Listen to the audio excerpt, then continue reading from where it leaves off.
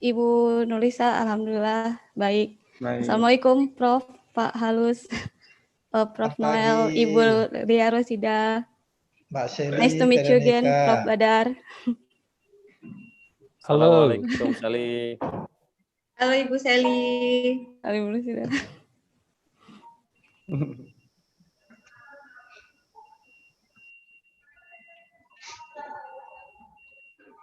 While waiting for Bill, Ibu Sally, can you tell us how is North Sumatra today?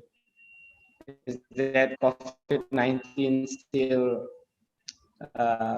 come and seeking you? The COVID-19 still the same, still kami tetap ini tetap wear mask, keep the distance, physical distancing, and we are in Brastagi. After the last eruption, we still safe and everything fine now. Okay, so I heard that last week you had eruption from Sinabung mountain, right? Yeah. Okay. And the eruption still happened until last week. Okay. Be careful, Ibu Sally. Okay. Prof. Bill Carter, welcome. Thank you. Okay, Prof. Thank you for joining us. Hello, Bill. How are you? You're looking well. You've had a haircut. Yes, I've had a haircut. And what's the mountain in the background? Is that Ternate? That's Ternate. Oh. And I'm getting homesick. We've got to sort out this COVID thing so I can get back there. You're traveling a lot in Indonesia, Prof. Bill. I have been, but I've been tied down since January, February. Oh. I'm getting itchy feet now. I think my wife wants to get rid of me too. Okay.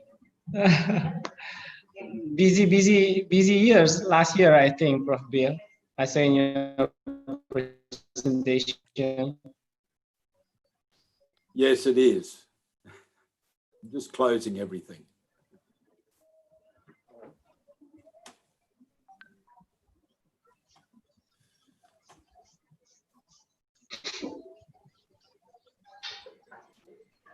Hi, Prof. Bill. How are you?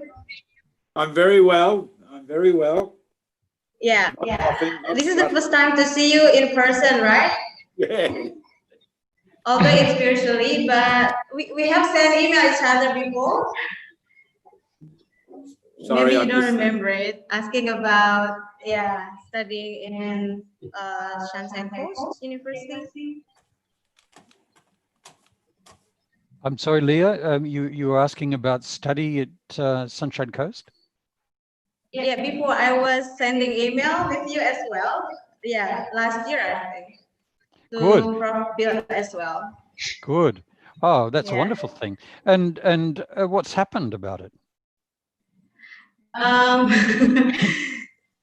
Well, I actually plan to apply for Fulbright scholarship to the United States, but I'm also still thinking if I do not pass the Fulbright, I will go to Australia as well. Of course, yes. You need to investigate all options. So that's a good idea. Yeah. Thank you.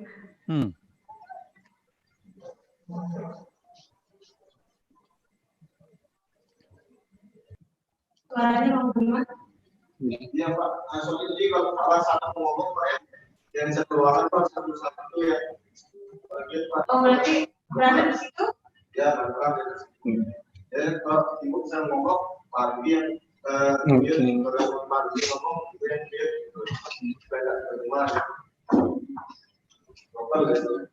So today, I think we have 2 ladies and 4 male. And I think Ibulia already said that she is nervous.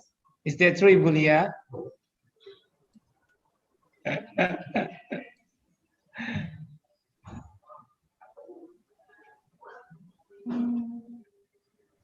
Excuse me, I just want to check. Can you see my screen? Yeah. Can you see my presentation? Yeah, clearly. Great. Thank you. Yes, it is. Great. Okay, we will start on 5 minutes by waiting for others.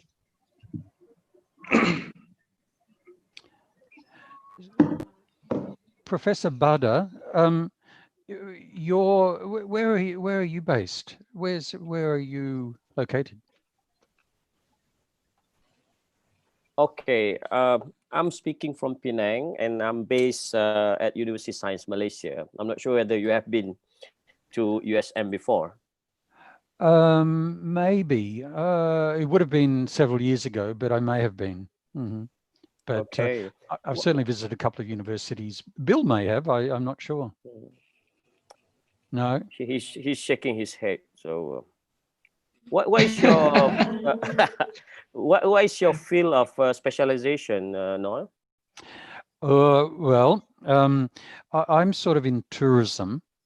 Okay. But I come at it from a sort of business perspective. So I used to work in a tourism for the state government in Australia or Queensland in tourism. Before that, I've done a number of things. I used to work in banking, and before that in chemistry. But more recently, last 20 years, I've been as an academic in Australia doing tourism, which is fun. Yep, I'm sure it's much more fun than chemistry. Well, but what's so you're at the USM. What do you do there? I teach at University of Science Malaysia. My field of specialization is in tourism planning, because we are actually based in urban planning school. So tourism, our approach is more in tourism planning and development. I think in your case you are more in tourism management, and in Malaysia we have University Utara Malaysia, for the north, which specializing more on tourism management, business, and those kind of things. That's right. I have a past PhD student. Her name is Rosilla Ahmed, who studied. I know her. I know Rosilla. I think she's applying for associate professorship. I just review her. Oh, give it to her. She's good. She's nice. So she studied. I was her supervisor at the University of Queensland. All right. Okay. It's a small world. It's a small world. Oh, it is a small world. Yes. Exactly. Yeah. Bill's more on the planning side. He's or sustainable. Well, I'll let you explain, Bill, your checkered history. Bill, where are you speaking from now? I mean, I saw the mountain, but where are you exactly in the world? I'm actually on the Sunshine Coast, but okay. The case study I'm going to use today is from Ternate, just down the road from you, North Maluku. Okay, all right. So that's the image, and as I say, I get homesick for the place. Been there a number of times, working with the community there. So I like to have that from behind me. Makes me feel at home. I've come at tourism in a strange way, I guess. I initially did a forestry degree and a marine biology degree. So I come from the environmental side, but I started or was in a position of managing a park just outside of Brisbane.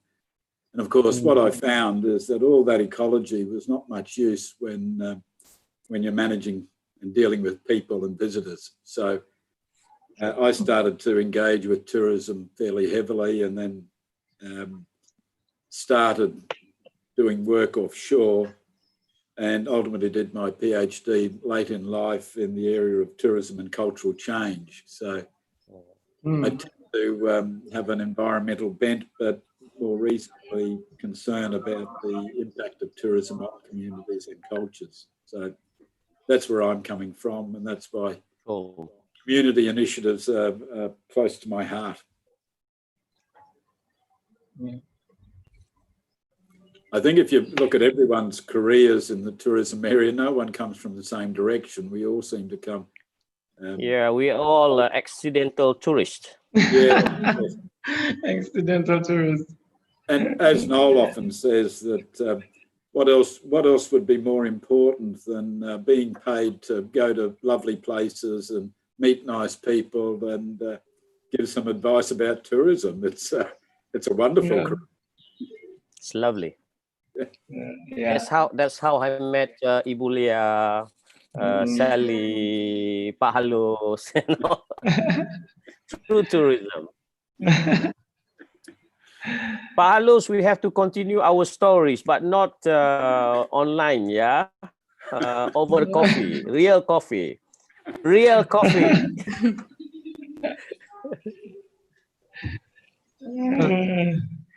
Professor Hallis, I don't think you've met Bill before, and Bill, you haven't been to STP Mataram, you bad man.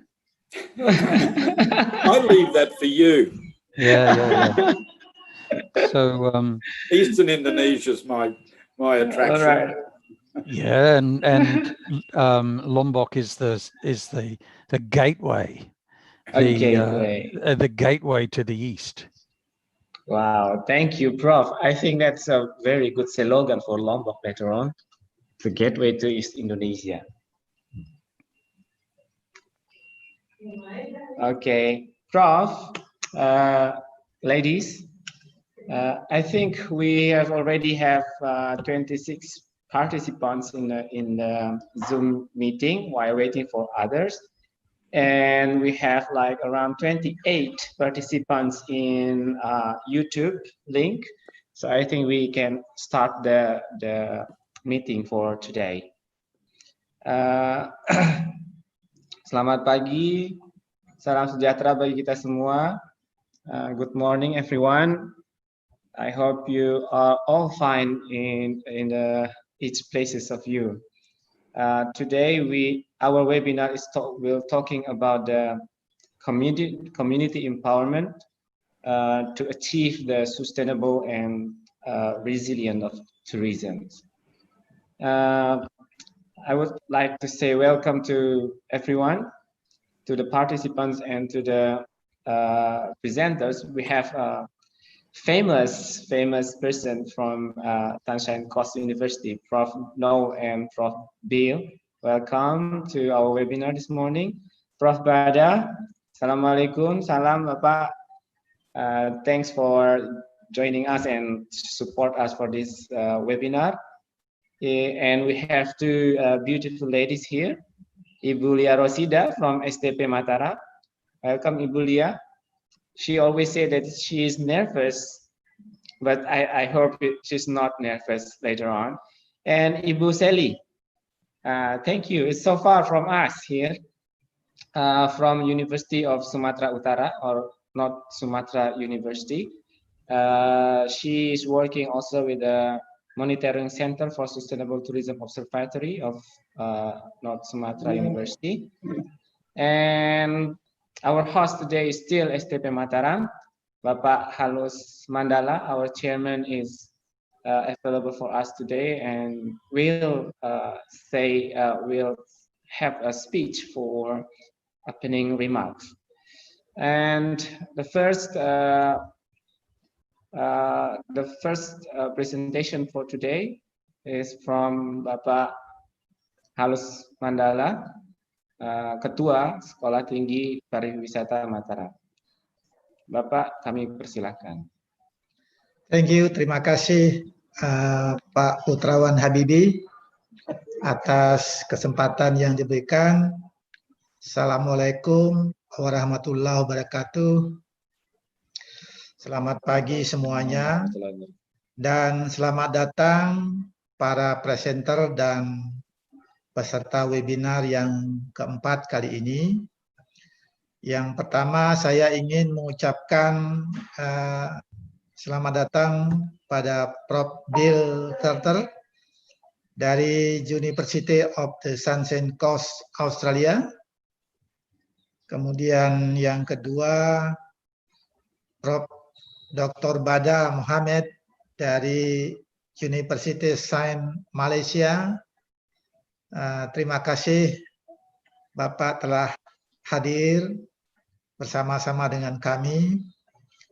Kemudian Ibu Shelly Veronica STMT dari Universitas Sumatera Utara. Terima kasih Bu Shelly atas perhatiannya. Dan Profesor Noel Scott dari University of Sunshine Coast Australia yang sudah berkali-kali beliau berkenan hadir. Terima kasih Prof. Noel. Kemudian Ibu Lia, SPD MDST dari dosen Sekolah Tinggi Pariwisata Mataram. Semoga amal bakti Bapak Ibu telah memberikan kontribusi bagi perkembangan pariwisata di Indonesia dan semoga Tuhan selalu melimpahkan rahmat-Nya kepada Bapak Ibu sekalian. Pertama, saya ingin menyampaikan bahwa perkembangan pariwisata di Indonesia pada saat ini menunjukkan adanya kecenderungan pergeseran bentuk pariwisata dari dahulunya itu pariwisata massal, mass tourism, kemudian berubah kini menjadi pariwisata alternatif atau alternative tourism. Hal ini salah satunya dilatar belakangi adanya perubahan pandangan para wisatawan yang sudah matang, berpengalaman, berpendidikan, dan paham benar mengenai pentingnya pariwisata yang berbasis konservasi lingkungan dan pemberdayaan masyarakat lokal. Dilihat dari perkembangannya, pariwisata alternatif lebih fokus pada potensi sumber daya alam yang ada di lokasi wisata setempat, seperti green tourism, community-based tourism, rural tourism, eco-tourism, dan sustainable tourism, dan sebagainya. Dari jenis pariwisata tersebut, hakikatnya memiliki kesamaan, yaitu kelestarian lingkungan menjadi fokus utamanya. Kedua, adanya pelibatan masyarakat lokal dalam pengembangannya. Kemudian, adanya proses pencarian pengetahuan dan pemahaman mengenai alam dan masyarakat lokal. Dan terakhir, menawarkan kesan dan makna yang lebih mendalam terhadap objek wisata yang dikunjunginya. Nah, sejalan dengan pendapat Sunario tahun 2013 yang mengatakan bahwa terdapat 3 prinsip dalam pengembangan pariwisata berbasis masyarakat, yaitu melibatkan masyarakat dalam pengambilan keputusan, terdapat kepastian masyarakat lokal menerima kebermanfaatannya, Dan yang ketiga, pemberian edukasi tentang pariwisata kepada masyarakat lokal. STP Mataram melalui webinar yang keempat kali ini berharap dapat memberikan kontribusi terhadap dunia pariwisata dengan menghimpun pemikiran para pakar sekaligus untuk memberikan solusi strategis pelibatan masyarakat dalam pembangunan pariwisata. STP Mataram juga berharap hasil webinar ini dapat mematangkan konsep dan prinsip pembangunan pariwisata berkelanjutan dan penerapan kaidah. Yang pertama, pengembangan pariwisata berorientasi jangka panjang dan menyeluruh atau holistik, tidak hanya memanfaatkan tetapi juga sekaligus melestarikan objek dan daya tarik wisata yang memberikan manfaat secara adil bagi semua pihak. Kedua, prinsip atau kaidah pengembangan pariwisata yang sesuai dengan karakter wilayah, kondisi lingkungan, konteks sosial, dan dinamika budaya setempat. Kaidah ketiga, penciptaan keselarasan, sinergisitas antara kebutuhan wisatawan dan penyedia masyarakat lokal yang memunculkan hubungan timbal balik dan saling menghargai terhadap nilai, adat istiadat, kebiasaan, warisan budaya, dan lain-lain.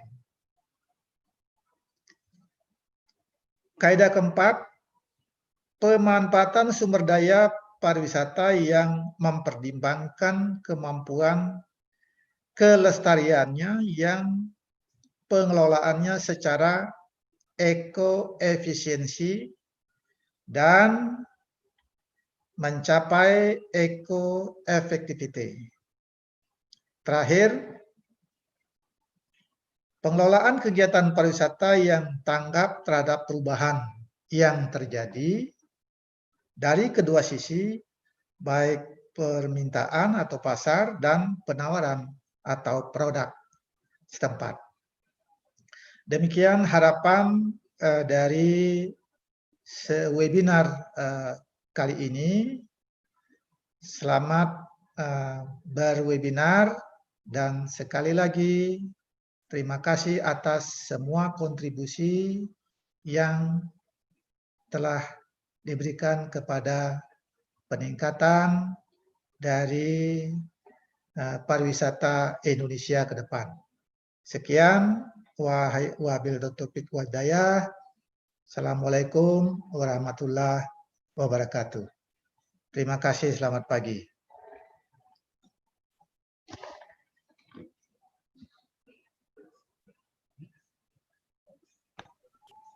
Terima kasih Pak Halus, terima kasih atas penyampaian pembukaannya untuk pagi hari ini.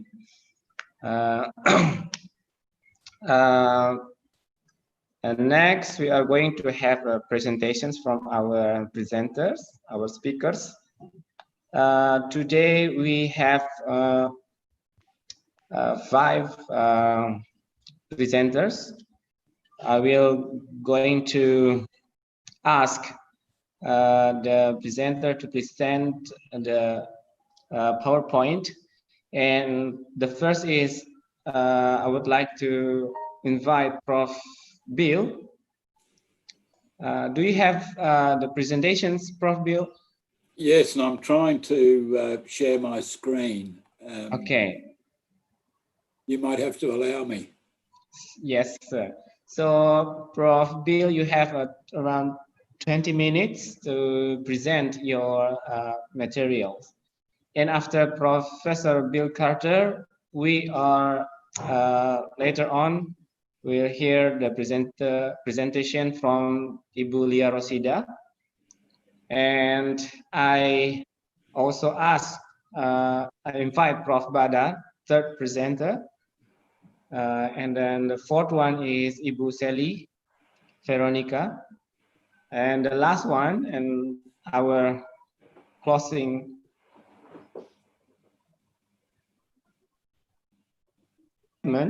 is also will. Okay, Prof. Bill, it's your time. Okay, I'm having trouble sharing my screen. Yeah. If you allow us, we can share the screen for you, and you can just say next. And I'll just say change. Okay, change or next. Okay, we prepare for you. Thank you. Hope you've got the right one. Oh, this one is yours, right? I hope it is. The font's changed, but that's okay. Thank you very much. Okay. Okay, change. Okay. Yes, this looks like we're on the right track.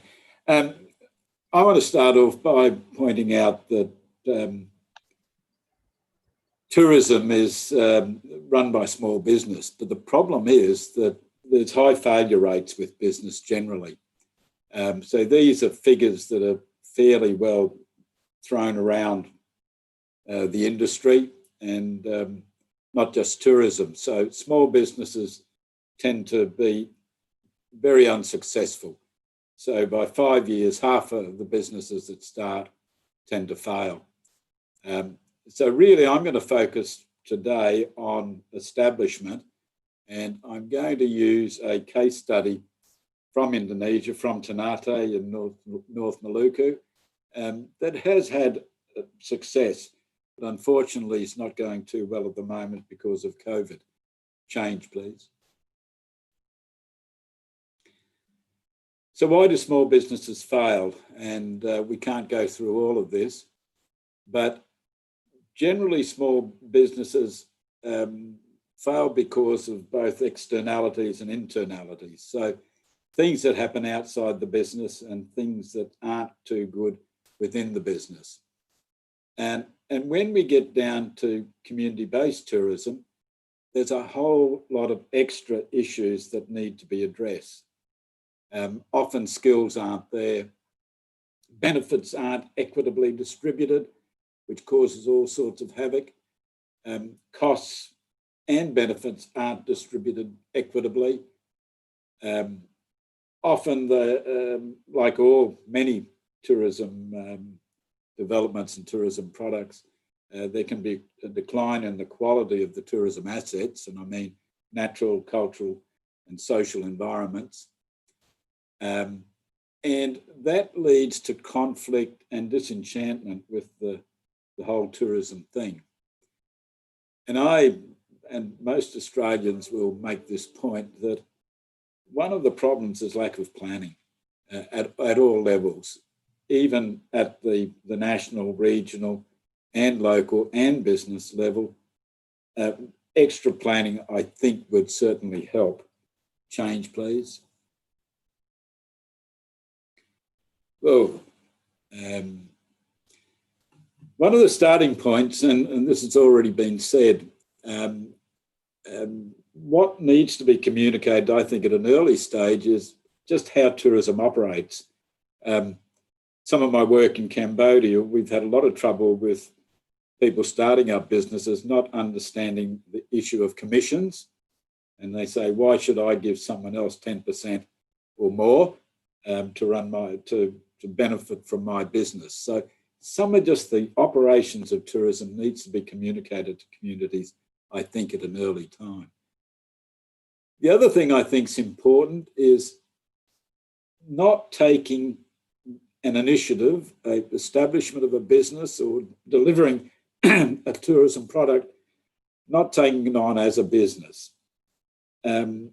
Certainly, tourism businesses can supplement livelihoods, but I think if we're going to talk about sustainability, then it needs to be clearly in the business domain and move there as quickly as possible. And that leads to the point that there's nothing wrong with making a profit. So we mightn't be have a business solely for profit, but businesses won't succeed if there's not money coming in, and people will get disenchanted as a result if it isn't profitable. Next one. So I'm going to focus on this one that I've been involved in since 2017. An interesting topic that has really grew almost uncontrolled because everyone was so enthusiastic. And what we were working on is trying to make a point of difference, trying to be different from what was happening around. So we're talking about North Maluku, a tourism backwater. And we thought, what can we do with North Maluku? And for me, the only thing I knew about Indonesia when I was a young man and probably older was that Indonesia was the Spice Islands. And finally, I got to North Maluku and Maluku to discover this was the heart of the whole spice trade and why a lot of Eastern Asia developed. So when I arrived in North Maluku and Ternate, I immediately said, where's the spices? Where's the tourism products based on spices? And there wasn't any. So that's what we did, or I assisted with advice on the phone. So the product is basically a restaurant, community owned and operated, that offers traditional foods that are heavily spiced. And I enjoy it. They're not necessarily spicy in terms of hot, but certainly in terms of cloves and nutmeg, and has a delightful taste. Next one, please. So I have to say that at the end of 2019, because COVID has been a problem, the community built the infrastructure, income had increased, new skills were being developed and old skills were being applied. One of the outcomes was no doubt strengthened community cohesion. That wasn't necessarily a target for when we started the whole thing, but there's some decline in environmental quality. And if we put that in terms of the capitals, that's the little drawing we get there, a decline in natural capital, good improvement in social capital, financial capital has increased, built capital has increased, human capital has increased. Next, please.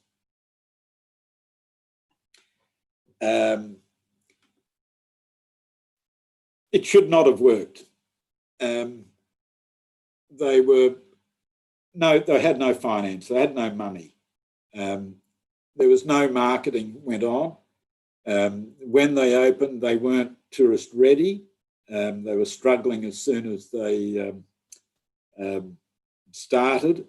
So it was very much catch as catch can, as the term is reacting to what was going on. And with support, they were able to do that. There was no government support initially, but there's a lot of interest in providing that at the moment. And as I point there, COVID has shut it down at the moment, but we'll see how resilient the operation is when the borders are open and locals can move around. Next, please. So why did it work? And I'm going to give a list here that hopefully will stimulate discussion and move beyond what people normally say. And this has already been said. We engaged the community at the outset, and really the project came about because I was with a colleague and a friend who had just attended or starting to attend an Australia Awards Indonesia program.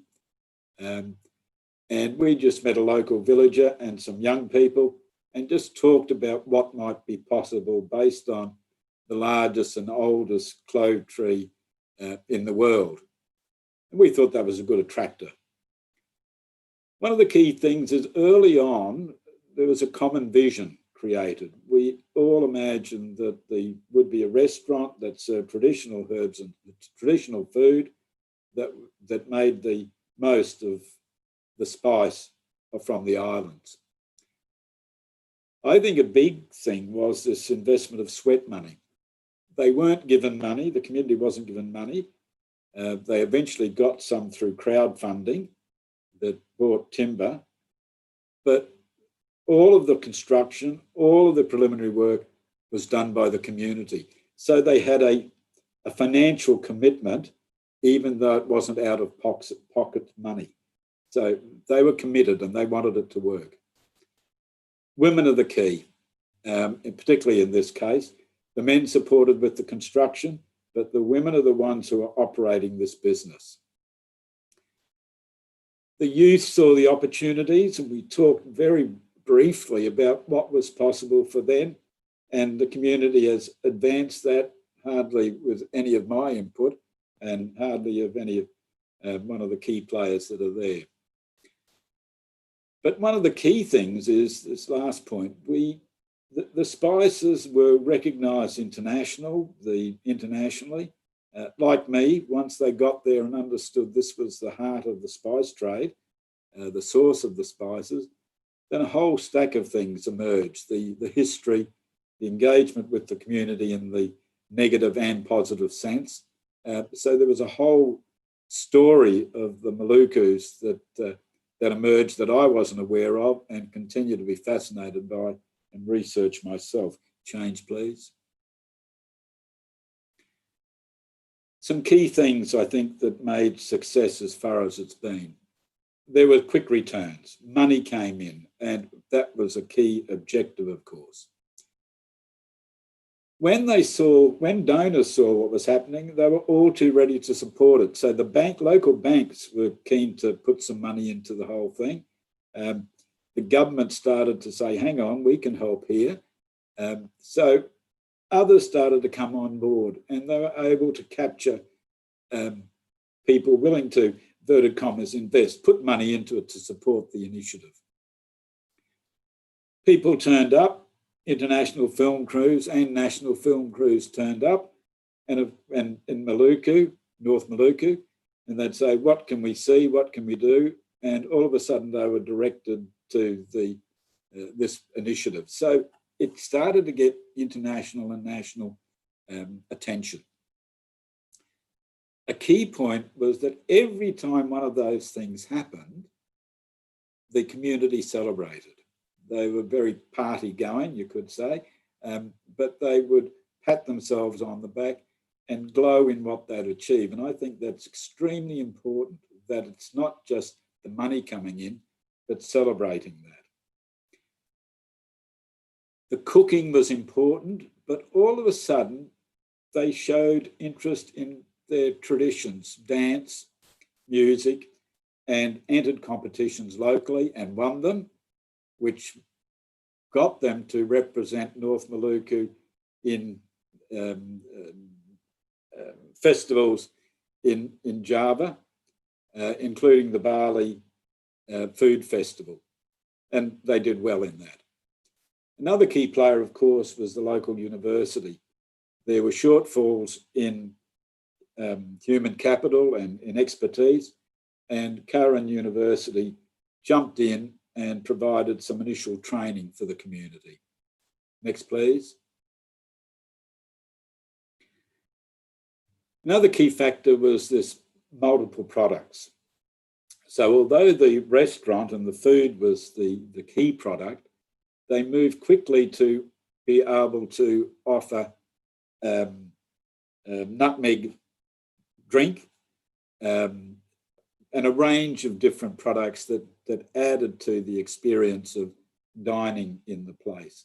And that was achieved by working with the university and designers.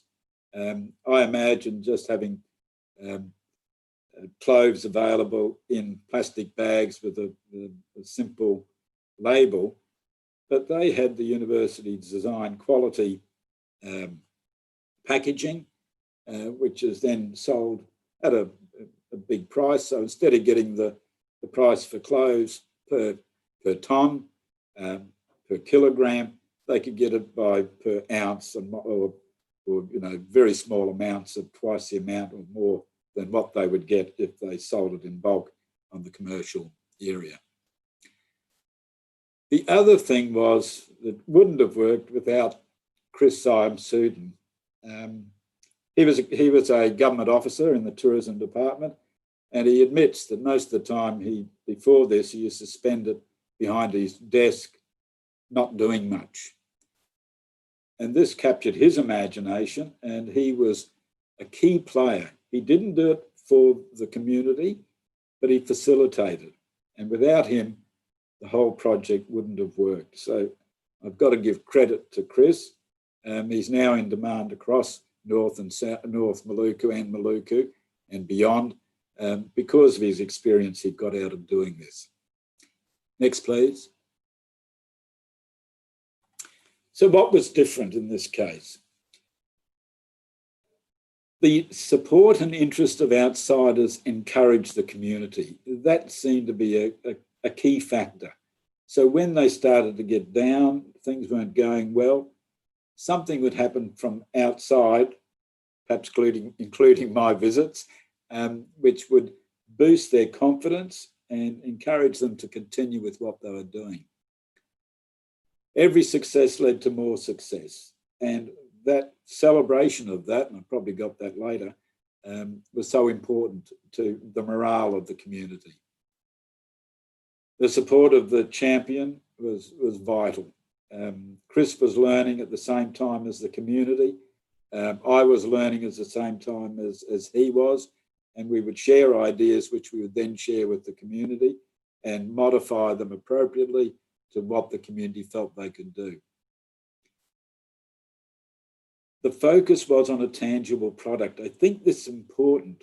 I think you can get the cash in if you've got a tangible product rather than necessarily saying, look, we'll have homestay or we'll take people for a walk. People paid for the serving of food and the spice products that were available for sale. I think that was important. We had the ability to respond quickly. When a bank offered support, we had projects that they could fund. So we need a new fridge. Well, when I say we, the community would identify that. So we had something that the banks or local businesses or the Chamber of Commerce could invest in that was meaningful and they could see that it would be used. The women were the key. Quite oddly, the structure of the business is that the women are in charge and the village head works for the women. So that change in social organisation, I think, was interesting, but the women were able to use the money they made for their purposes. And often it was sending their children to school or to university or supporting the community generally. And I think that was one of the benefits that came out of it. So that social capital that exists within the community was focused and we were able to build upon it. And again, this business of celebrating success seemed to be very important. The issue is now, can it be sustained? Change. Next. So what's going on at the moment? Well, COVID shut everything down, but one of my concerns is the danger of copycats. It's been a success up until now. It would be very easy for another community to do exactly the same thing. But of course, that would spread the tourism dollars and both would possibly fail. So the emphasis to me for government and for Chris in the future is, can other types of product be available so that Ternate has a range of things that tourists can do when they visit. The community is being offered funding by the government to establish homestays.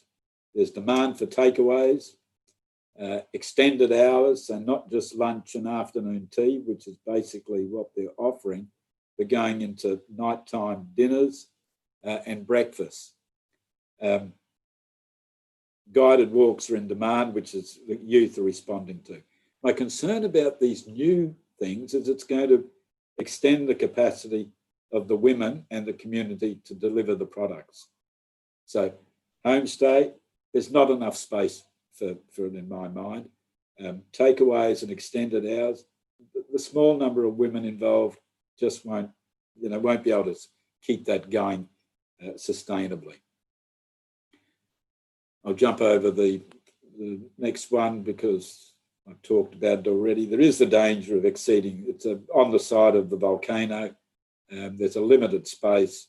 You just can't do everything.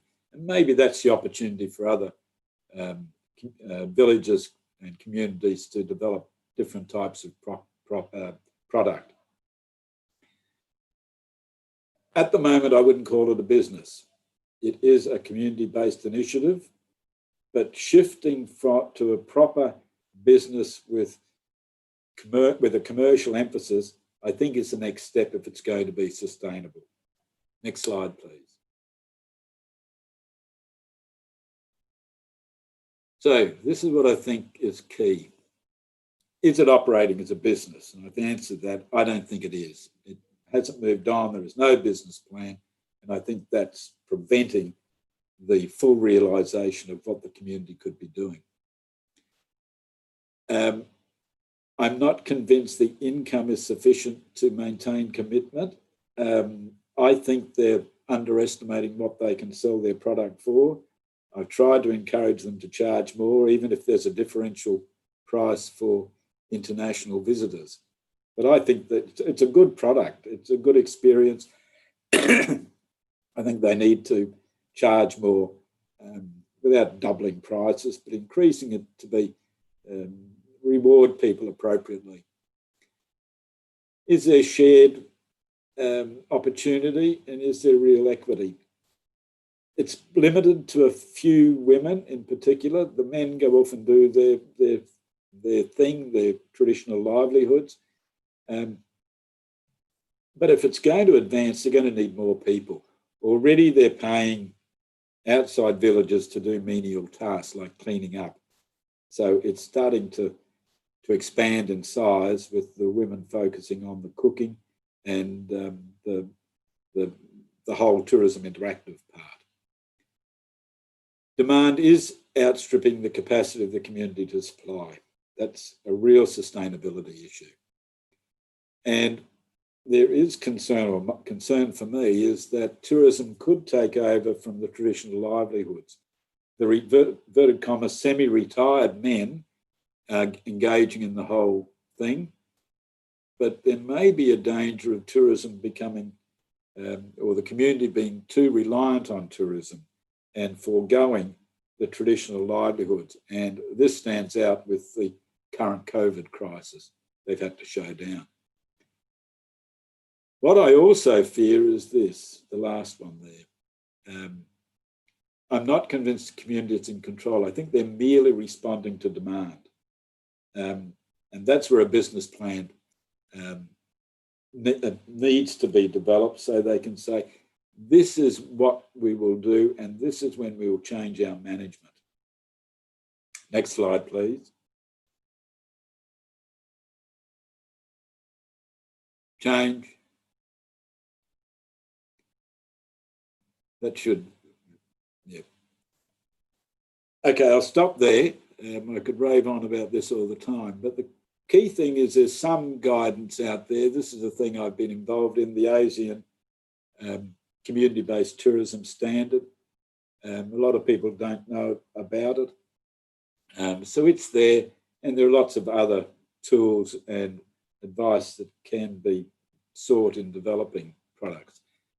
My big message there is, and my concern because of my research and research interests, is that tourism trades in culture. And communities need to be aware that they don't have to play the game. And many communities feel that they must offer whatever the tourist demands. And I don't think they are. And this should be at the forefront of any community initiative that involves tourism, that they have the right, and they need to have the right to be able to say, no, that's enough. We want to go a different direction. To lose that, I think there are a lot of examples of community-based tourism in Indonesia and around the world where tourists are taking over. Thank you very much. That's the last slide, I think.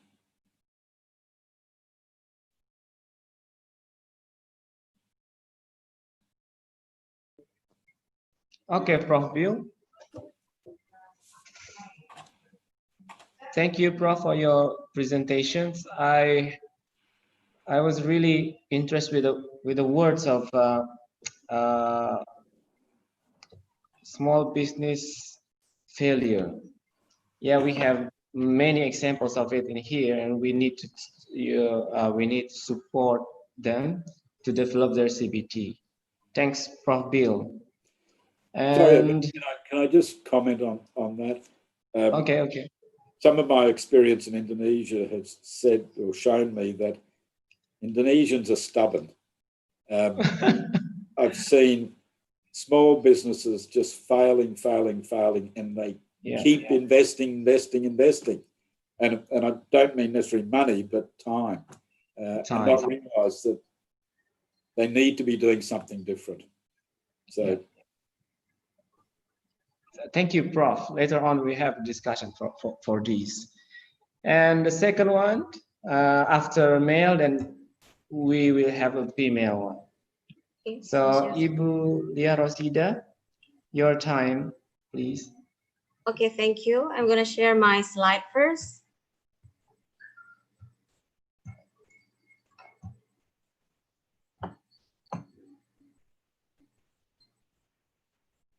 Okay, so everybody can see my slide, right? Okay, thank you. First of all, I will say thank you very much for the moderator that has given me a chance to talk among these outstanding scholars from over the world, from Malaysia, Australia, and also from Indonesia. It's very honor for me. Well, so my presentations now in community participation as a means to achieve sustainable tourism development. First of all, please be introduced. My name is Lia Rosida. I'm lecturer at Sekolah Tinggi Pariwisata Mataram, and my research focus on community participation and what methods or technique that could be adopted to increase or to boost the participation of community, especially for rural tourism development. So the focus of my research is on rural tourism development, specifically focusing on the methods on how to involve community, local community to do participations in tourism development. So as my background is development studies, so my research, especially on tourism, is seen through the angle of development studies. Well, so talking about development, we know that it's kind of buzzword. Every scholars have been talking about development, and it's attached to many different fields of study, including tourism, because we know in tourism study there is a concept of sustainable tourism development and tourism development. So now, what is actually the nature of development and why society or community involvement or empowerment is very important in development?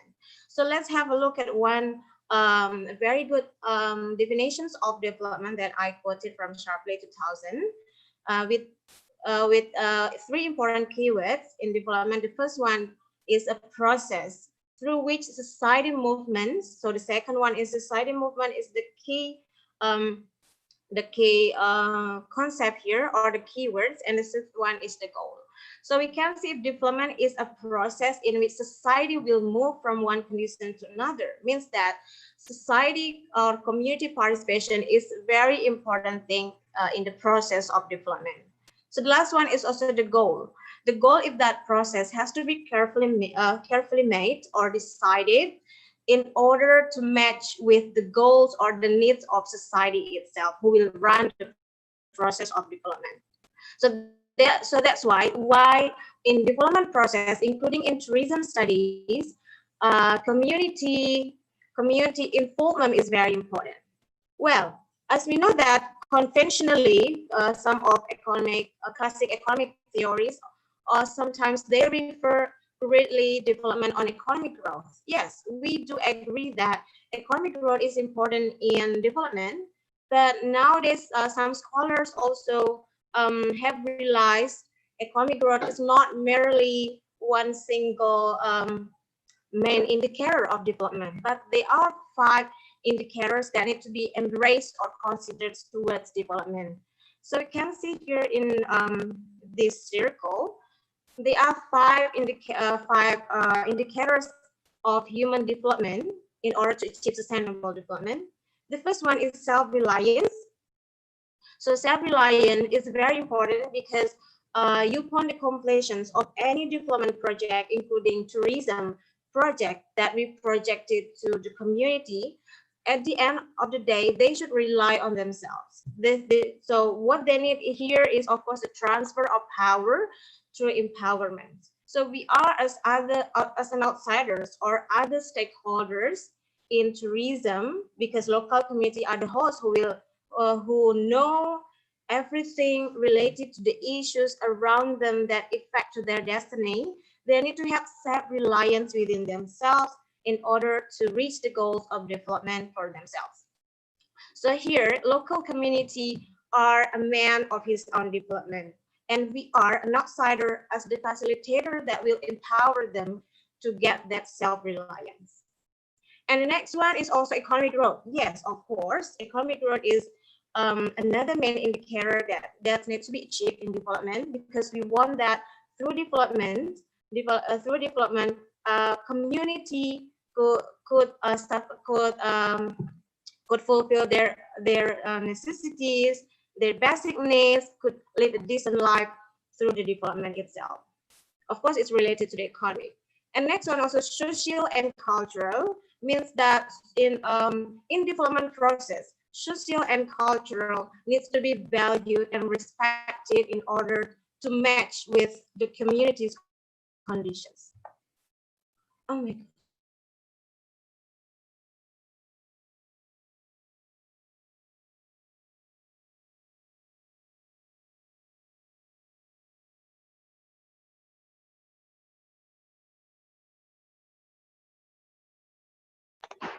Just a moment.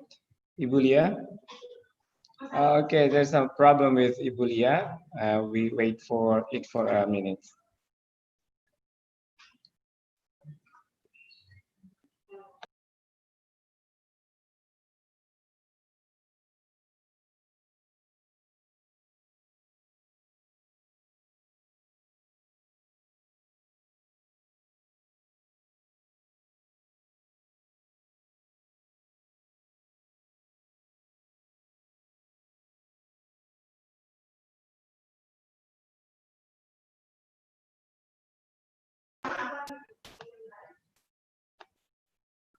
Sorry for the problem. And I think I have some very good point from Prof. Bill previously. And because in Indonesia, or maybe in Lombok especially, we are now focusing on how to build the CBD to improve our tourism through the government program called Desa Wisata, or tourism village. I hope this is very good to us here in Lombok. Yeah.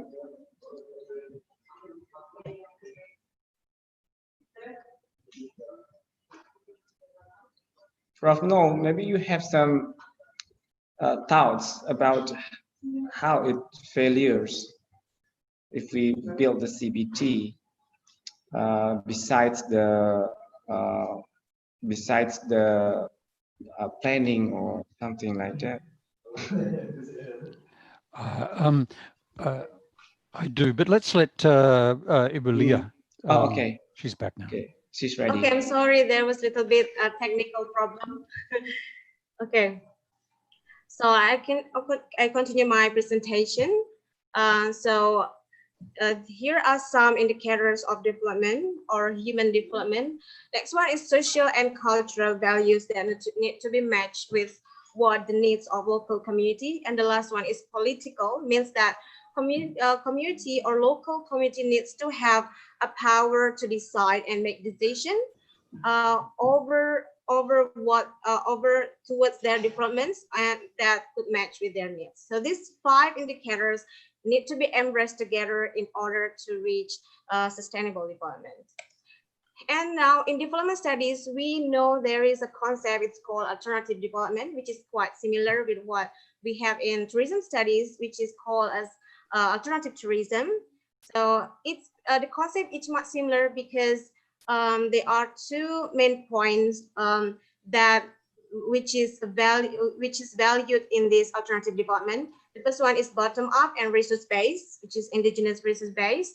And in bottom up, it also respects to the human and environmental values. So let's have a look at the pink side. This one, human here, because my presentation is on community empowerment and community involvement. So we emphasize in this presentation that in terms of bottom up in alternative tourism, alternative development, development should satisfy the basic needs of local community, and through the use of all the potentials, all the human capitals that they have, and also all the resources that they have. So all of this needs to be used in order to satisfy their needs and in order to benefit them economically, socially, and environmentally from them and for them. So this is actually the nature of alternative development that we also we feel very it is most desirable for tourism development as well, which could be adopted in tourism development. Now, when we're talking about community participation, it cannot be adequately discussed without examining the essence letter of citizen participation theory. If we look at the stages, there are 8 stages of participation or community citizen participation, from manipulation to citizen control. They are all these stages have been divided into 3 categories. The first one is non-participation or pseudo participation, in which local community are not involved in any planning or development process in tourism or in development. And also the policymaker doesn't have any mechanism to involve community in that planning and development processes. And the second one is called degrees of Opticanism, in which local community are informed about their rights, their responsibilities, but they do not be granted any power to decide and to influence decision making. That's called degrees of Opticanism. And the highest one is called degrees of citizen power, which is much desirable in any development project and also including in tourism. Because in this participation, people have a power to decide for themselves and what they think solution or strategies that could solve the matters within themselves that affect their destiny, because they are the person who will run that processes. So talking about these theories and a lot of concepts about tourism, now in practically we are trying to combine this concept into practices that we have done one initial research on participatory action research. So this is actually very the concept that normally used in development projects, but I tried to use it in and adopt it in tourism studies. So this participatory action research is used to analyze the crisis impact post-Lombok earthquake at Nipah Beach for local community who are really concerned about the problems that has been affected due to the earthquake after a Lombok earthquake in 2018. So in order to analyze this, we were approaching the local community and analyzing their problems and to know what they actually want and what they really want to achieve in order to solve the problem.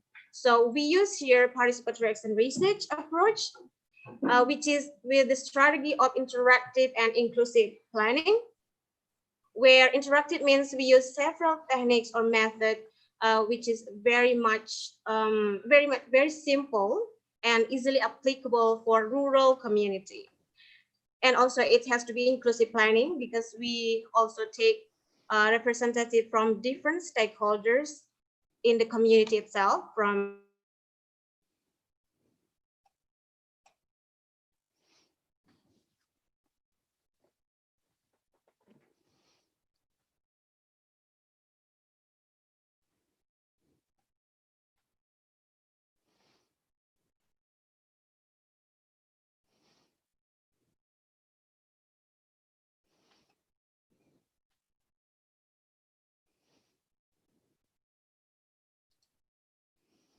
Are we losing Leah again or just me?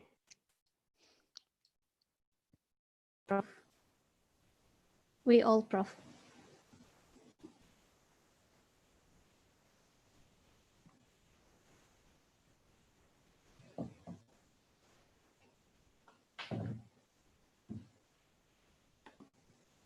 Maybe Mrs. Leah has some problem with her connection or her signal.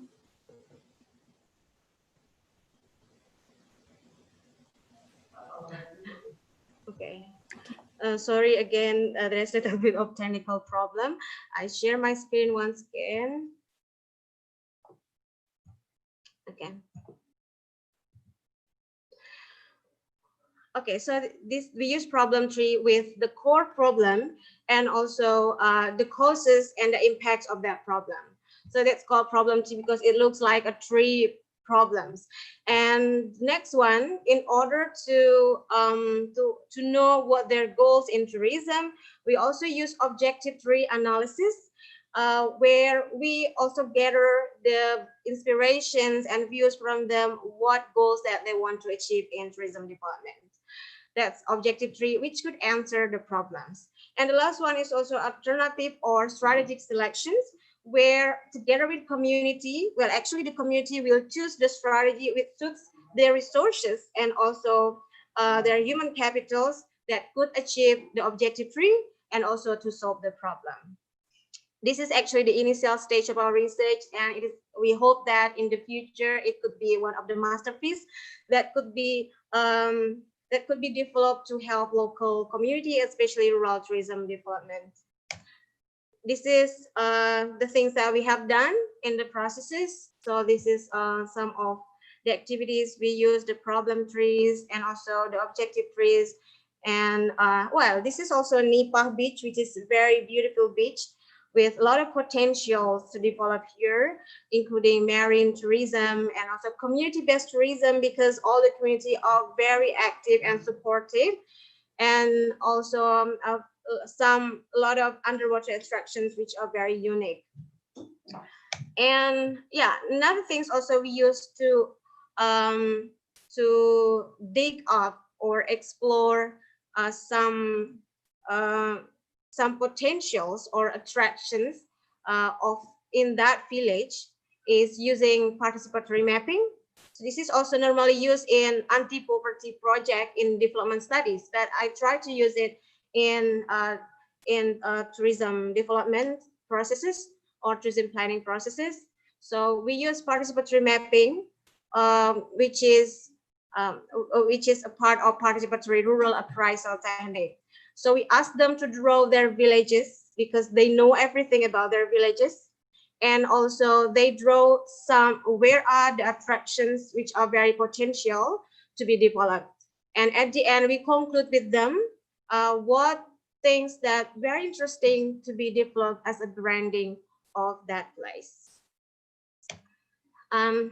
So after done some little bit of research, we also validated into some questionnaires to see the benefits of participatory action research that we use. So there are 3 benefits that stated by the local community in terms of the using participatory action research. The first one is it could improve tourism knowledge because there is one stakeholder there which are us as the academicians who will give them little bit of facilitations on some concept of tourism so that they can think more about it. So that's what we call as empowerment, because empowerment from outsider, because we are outsider and the community will decide. Next one is a chamber to deliver the aspiration and discussion. Yes, it has been a great chamber, what they think, for delivering aspirations and having discussions on all the tourism issues. And next one is also strengthening social bond. So from that processes, because it's not really, it seems to be very flexible and very simple, so everyone can interact very easily with outsider, because I think we are still outsider there, because local community are the main host of the village, so they can also interact with us very flexible, and that could be strengthened. Social bond could be strengthened. And several factors that affect the benefit is because it's very simple, clear, and interactive methods. And after that research, we also want to apply those things into our new project around September in Sembalun. So this is a project. It's called Bamboo Ecotourism Project Development in Sembalun. So this project is the project of STP Mataram in collaboration with Service Global and local community, and funded by Australian government through Australia Alumni Grant Scheme. So this project aims at also giving or improving local capacity on ecotourism, and also in ecotourism development. So the output of this project is expected to launch one ecotourism, especially on bamboo, because bamboo is a very unique things there. Bamboo is one of big resources in Sembalun, but it is not used. It is still not used properly, and also because it actually has a lot of benefit in terms of economic, but local people still not explore what are behind the economic benefits of bamboo. So that we think that it's a good chance for us to start ecotourism of bamboo, with bamboo nursery concept, and also bamboo treatment and educations about bamboo for tourists and other related products from bamboo, which could help local community in Sembalun to have additional source of income through this bamboo ecotourism development. So we also want to use those participatory tools in this project, so that local community can decide what they need, what they want, which could match to their resources and their human capitals, and to reach the goals of development. Well, so that's all my presentations today. I hope it would be beneficial for those who will develop rural tourism. So one quote that I will quote here: community is a man of his own development, and we all should empower them. Thank you. That's great. It's a hard job to do, actually. And I think we are still optimistic to develop it. And as I mentioned it before, that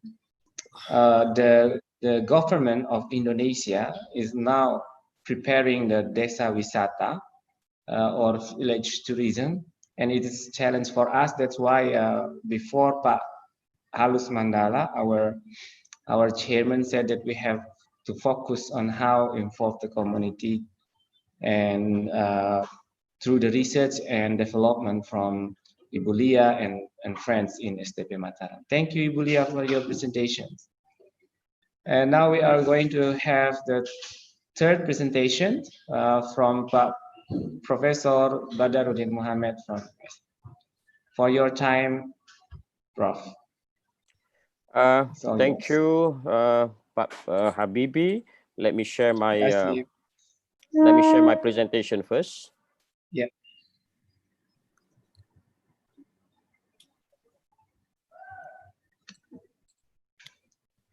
Okay, Prof. It's good to be speaking among the scholar of the region.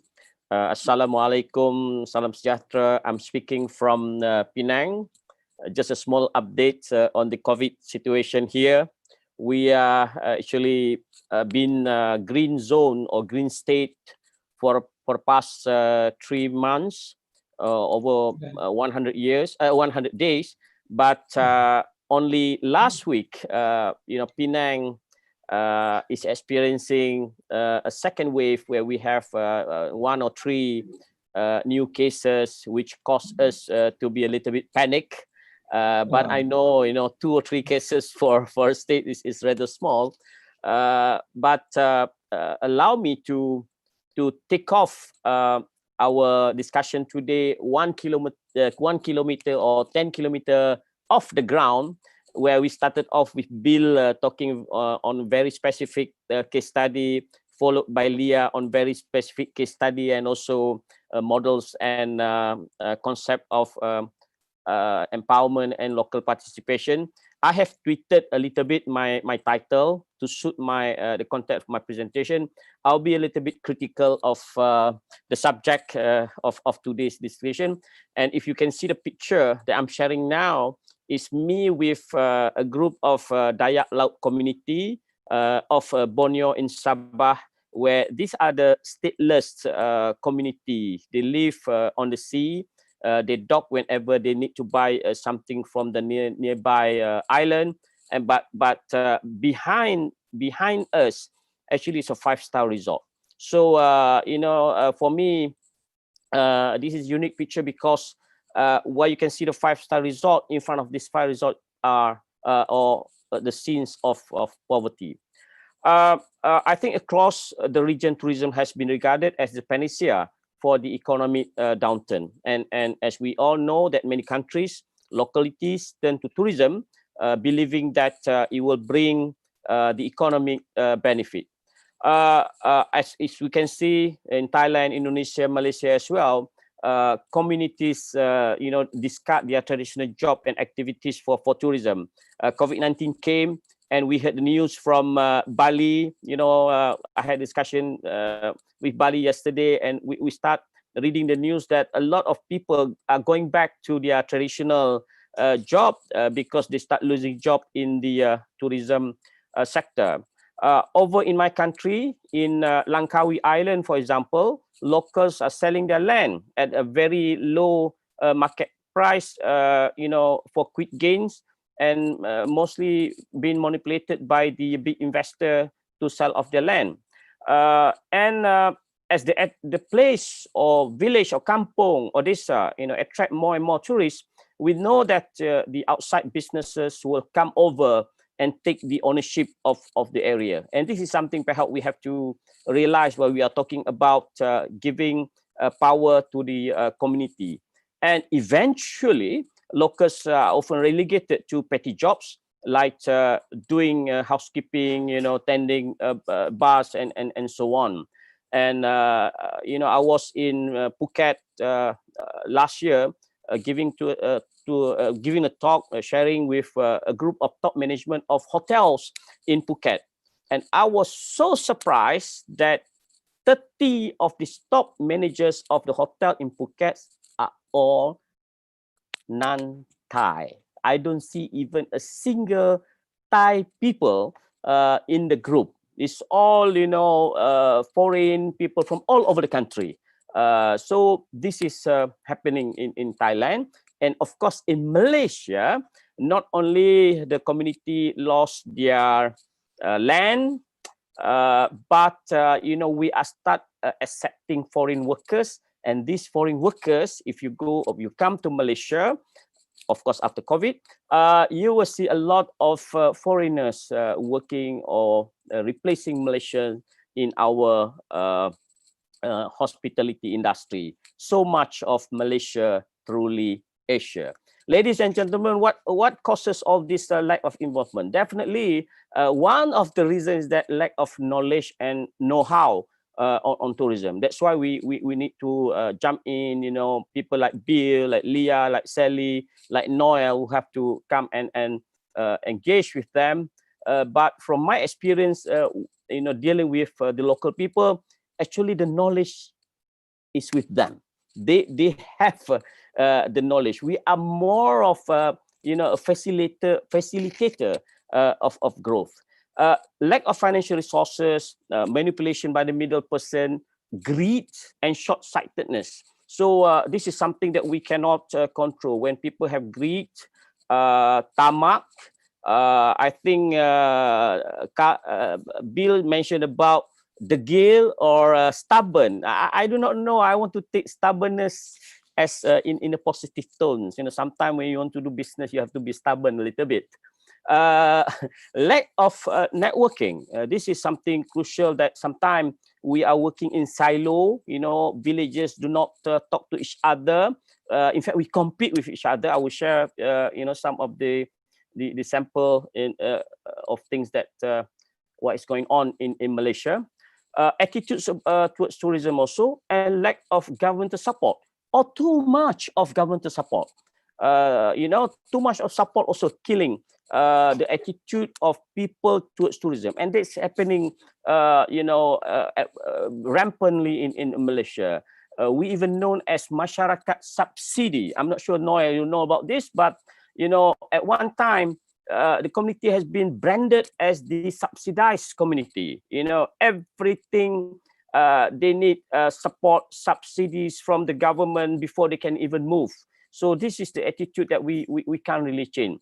I just want to revisit what Leah, you know, just shared into a ladder of citizen participation.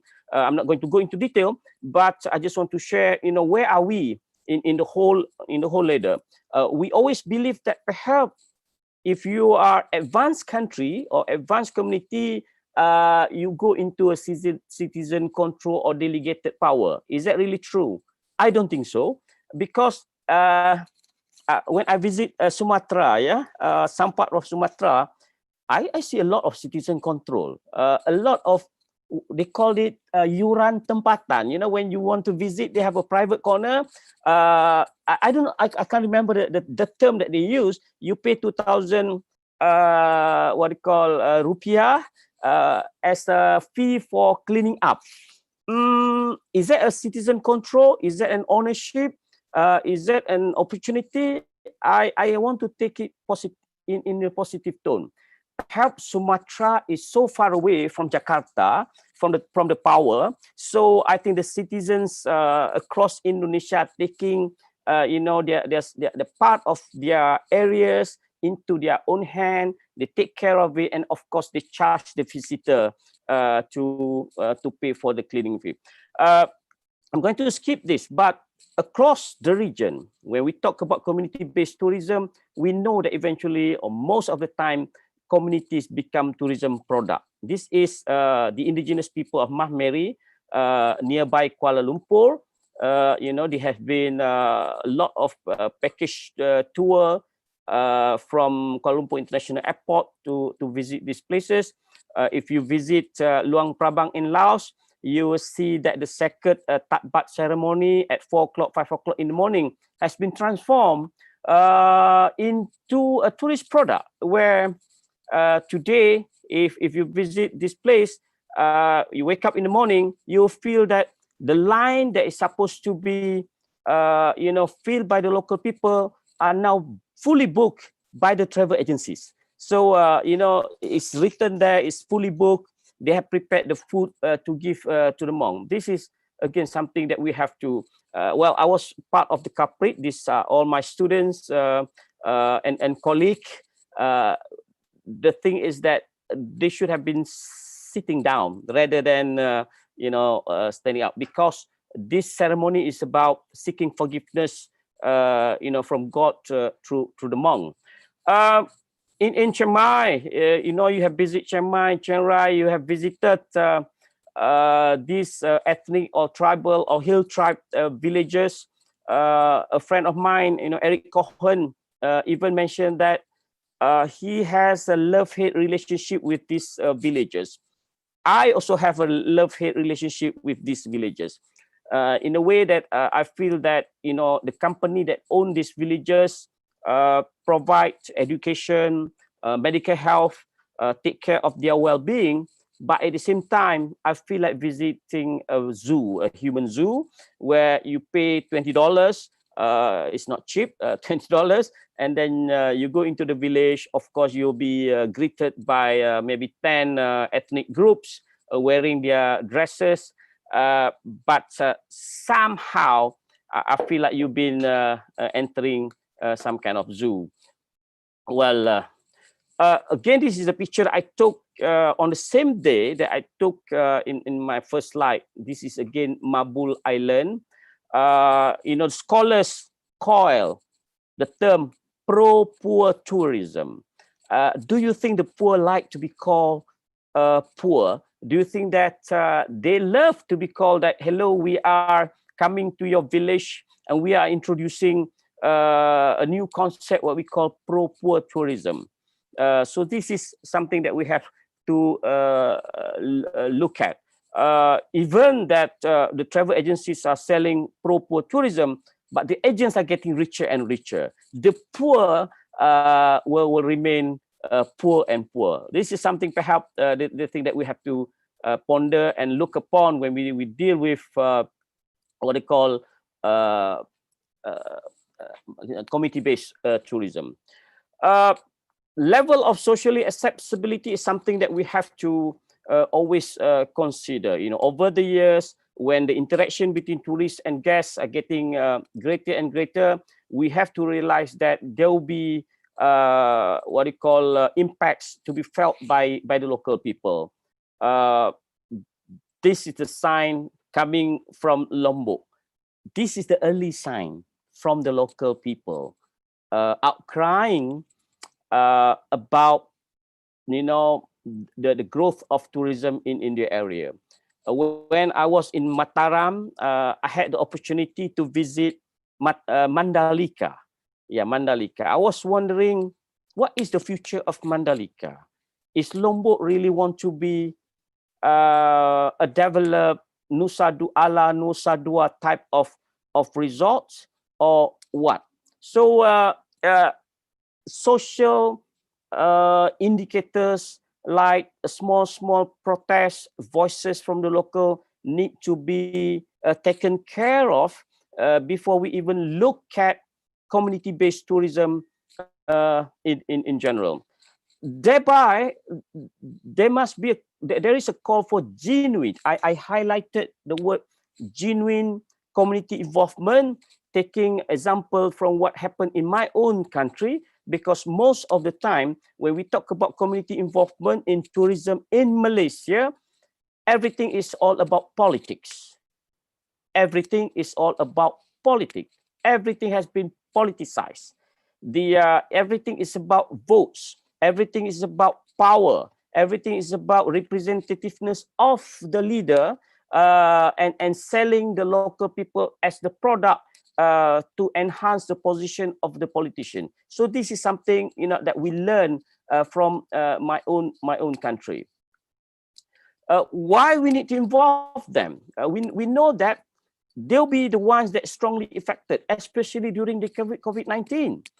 You go across the region, you know, when there's no tourists, international tourists visiting the destination, what happened to the local people? We have polluted the environment, we have to polluted their culture, but now we are not visiting them, we cannot visit them, and they have to back to live. Local involvement also foster their willingness to participate, and it's a part of sustainable tourism, foster their sense of place and also sense of belonging. I take this picture of Kawah Putih. I know most of you know this area, not far from Bandung. One thing that I learned from going into this Kawah Putih is that how the local cooperatives, I think, have managed this area nicely. You know, we have to park our car somewhere else. We have to take their anting. I couldn't remember the angkutan for tourists or visitors to visit this place. And it seems like the whole area has been managed by the local people. I find it very lovely. And I find that the local people have a sense of pride and ownership to take care of this region. So ladies and gentlemen, the time is now let me check first, yeah?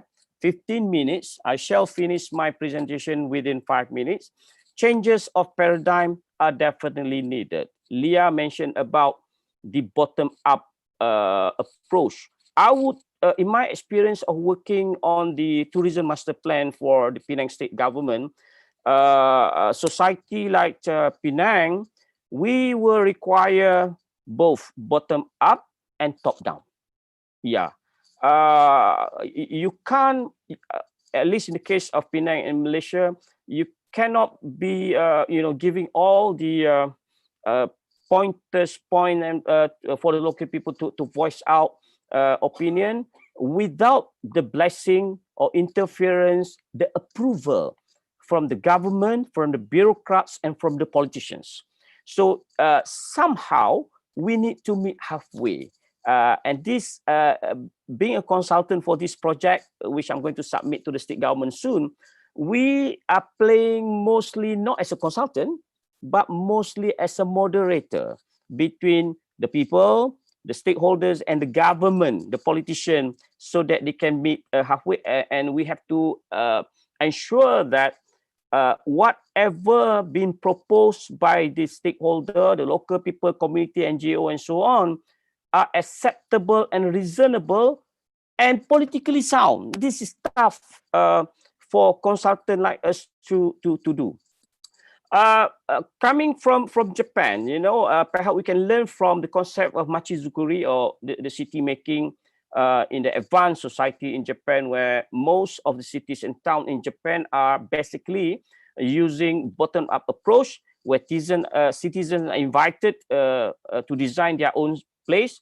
For example, if you want to design a children's playground, they will be inviting children to participate in designing their own playground. If they are designing park for the elderly, they'll be inviting the elderly to design their own recreational space with technical assistance from the municipal council. And I find it most of the time, the design, the product, the outcome of this machizukuri concept or approach has been very wonderful, appreciated, and work.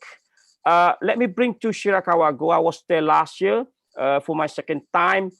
This is one of the loveliest city, World Heritage City in Japan. One thing for sure, the UNESCO list have brought the global attention to this village. But one thing for sure, the village has been remain intact. You know, at night, you will see that there will be communal, what you call policing. And the local people, the local police adat will walk, take turn, and will walk the village, crying or warning people about the danger of fire. So this tradition has been conducted for the past 100 and 200 years, and it's still run up until today. One of the feature of this village is the gasho zukuri, the atap roof, traditional atap roof. And it's not only the roof, but it's the making of the roof. Every 30 years, they will take turn using gotong royong or communal work, where they would change each house every 30 years, and the whole gasho zukuri, or the making of this house and the atap roof, is part of the World Heritage listing. Over to Mekong, we know that one of the paradigm that we need to shift in terms of local community-based tourism empowerment is that we have to make sure that the relationship among the stakeholders, among the businesses and the local people, the government and local people, should be symbiotic rather than parasitic relationship. I have shared with you that in many cases, a lot of investors come in, a lot of business come in, take all the good milk or the honey from the local people, and make tons of money and still leave the local people in poverty. But that's not what we see if you follow the Mekong River tour. They shared the pie of this tourism income throughout the community. I'll finish my presentation soon, but another paradigm that we need to change is that we need to move the local people, the community, from being a product to the owner or the shareholder of the product. That's where the community-based tourism came in, shared by Bill, shared by Leah. I'm not going to go through. I just want to finish off my presentation by sharing with you what happened to our homestay program, a baby of the tourism Malaysia, developed initially in 1980s in a spirit of bringing direct impact from the arrival of tourists to the local people, getting the local people to be involved, introducing our culture to the additional tourists, offering rural experience, and so on. But eventually, if you look at what happened to our homestay program,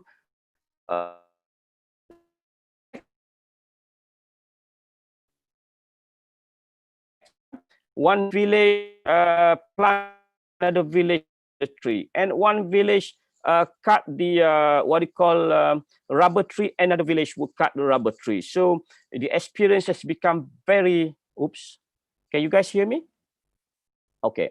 And visit, and the whole experience of homestay program in Malaysia has been turned into a hotel-like relationship. No longer people to people, but it's like you are checking in into hotel. Lack of interactions between the host and the family. Over commercialization happening in our homestay program. You can even book a golf our homestay program. It's crazy. And in cases across our country, the monopoly by the program head is happening. You will see the program heads driving Mercedes van, Audi, and so on, or BMW, where the other participants are poor. So something is not right. At the same time, the whole homestay program in our country has been challenged by Airbnb homestays, which is not homestay, condominium, which has been translated or offered as a homestay program, and these are more attractive because Middle East tourists, for example, they will not join the homestay program because of the they cherish the privacy, especially when they come with their wife or husband and so on. They will not enter homestay program. And similarly, our homestay program are not popular among the local Malaysians because we do not find it anything interesting compared to staying in a hotel. This is some of example that so-called fake homestay that you can find in our country. Some homestay even offer swimming pool, but they call it homestay to escape the licensing from the the government, because when they call it homestay, the Tourism Malaysia or Ministry of Tourism would give a special allocation support for them to develop. Ladies and gentlemen, let me conclude my presentation today that tourism will need decision making from all segments, all stakeholders, and a greater call for involvement and ownership of tourism among the local community. They must benefit. We know that tourists come and go. We know that outside investors will come and go, but they'll be the one that stay and feel the heat whenever we have problem like we are having now.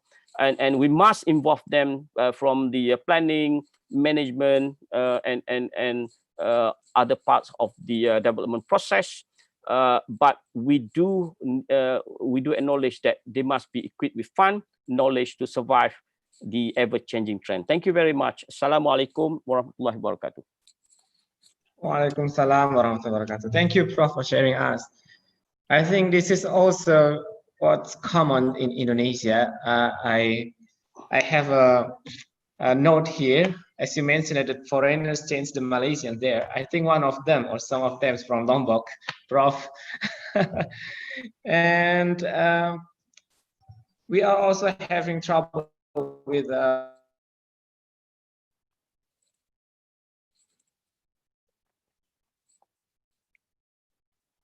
we lost Habibi.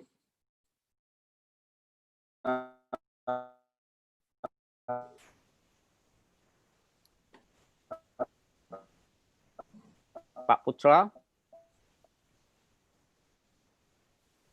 With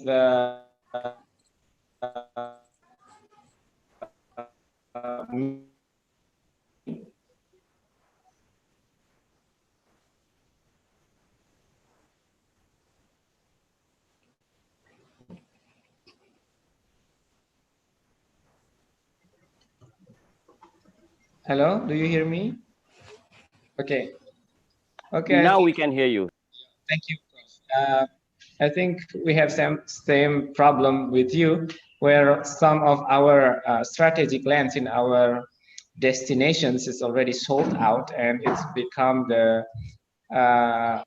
owner comes from the other countries. And I have heard from Ibu Lia, lady, and now I want to hear from the ladies also. So Ibu Veronica from the west of Indonesia. Okay, thanks, Mr. Habibi. I will share my PowerPoint first. So let's go to the top. Sorry. Okay.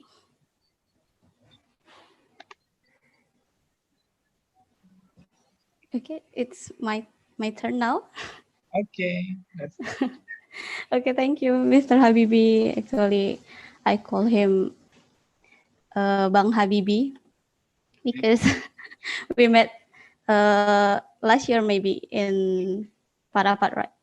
And nice to meet you again. Thank you for let me join this. And Assalamualaikum warahmatullahi wabarakatuh. Good morning, selamat pagi. Nice to meet you again, Prof. Badar.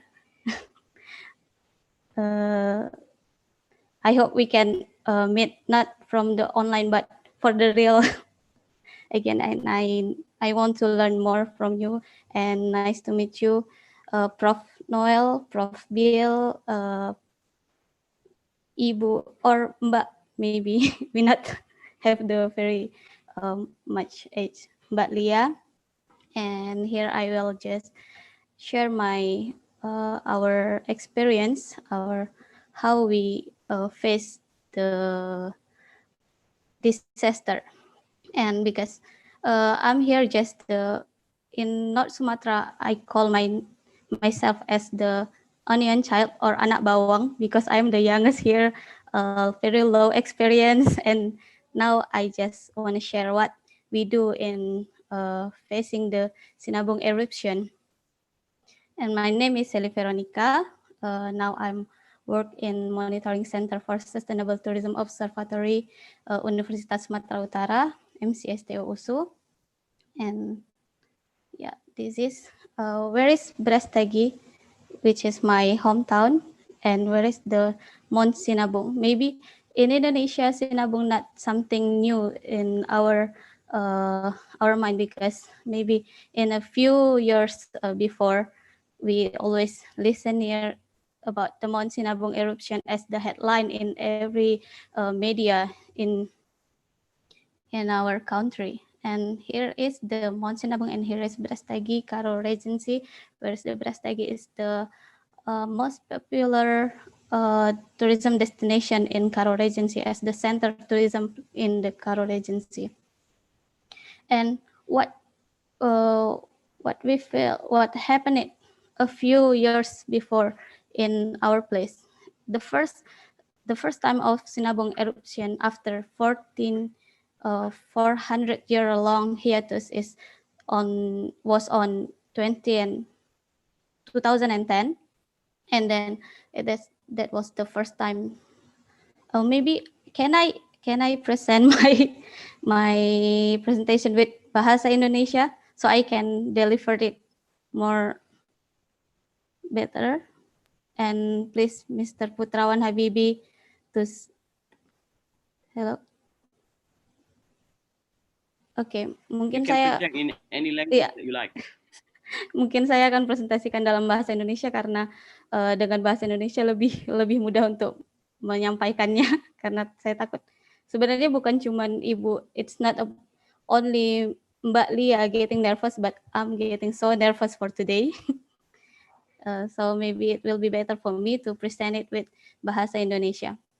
Jadi pertama kali Gunung Sinabung ini terjadi erupsi adalah pada tahun 2010, di mana tahun 2010 ini menjadi letusan pertama setelah 400 tahun Gunung Sinabung berhenti melakukan proses vulkanik, dan di mana pada tahun 2013 hingga 2014 itu menjadi waktu yang sangat sulit bagi kami, di mana pada tahun tersebut terdapat letusan erupsi Gunung Sinabung yang terus terjadi dalam 2 tahun berkepanjangan, di mana 5.000 masyarakat harus dievakuasi, dan juga terus berlanjut hingga pada akhir 2014 terakhir terjadi erupsi. Namun itu bukan akhir dari erupsi Gunung Sinabung. Pada tahun 2016 kembali terjadi, di mana ada 7 orang meninggal dunia akibat dari erupsi ini, dan kembali terjadi lagi tahun 2017, 2018, 2019, dan hingga 2020.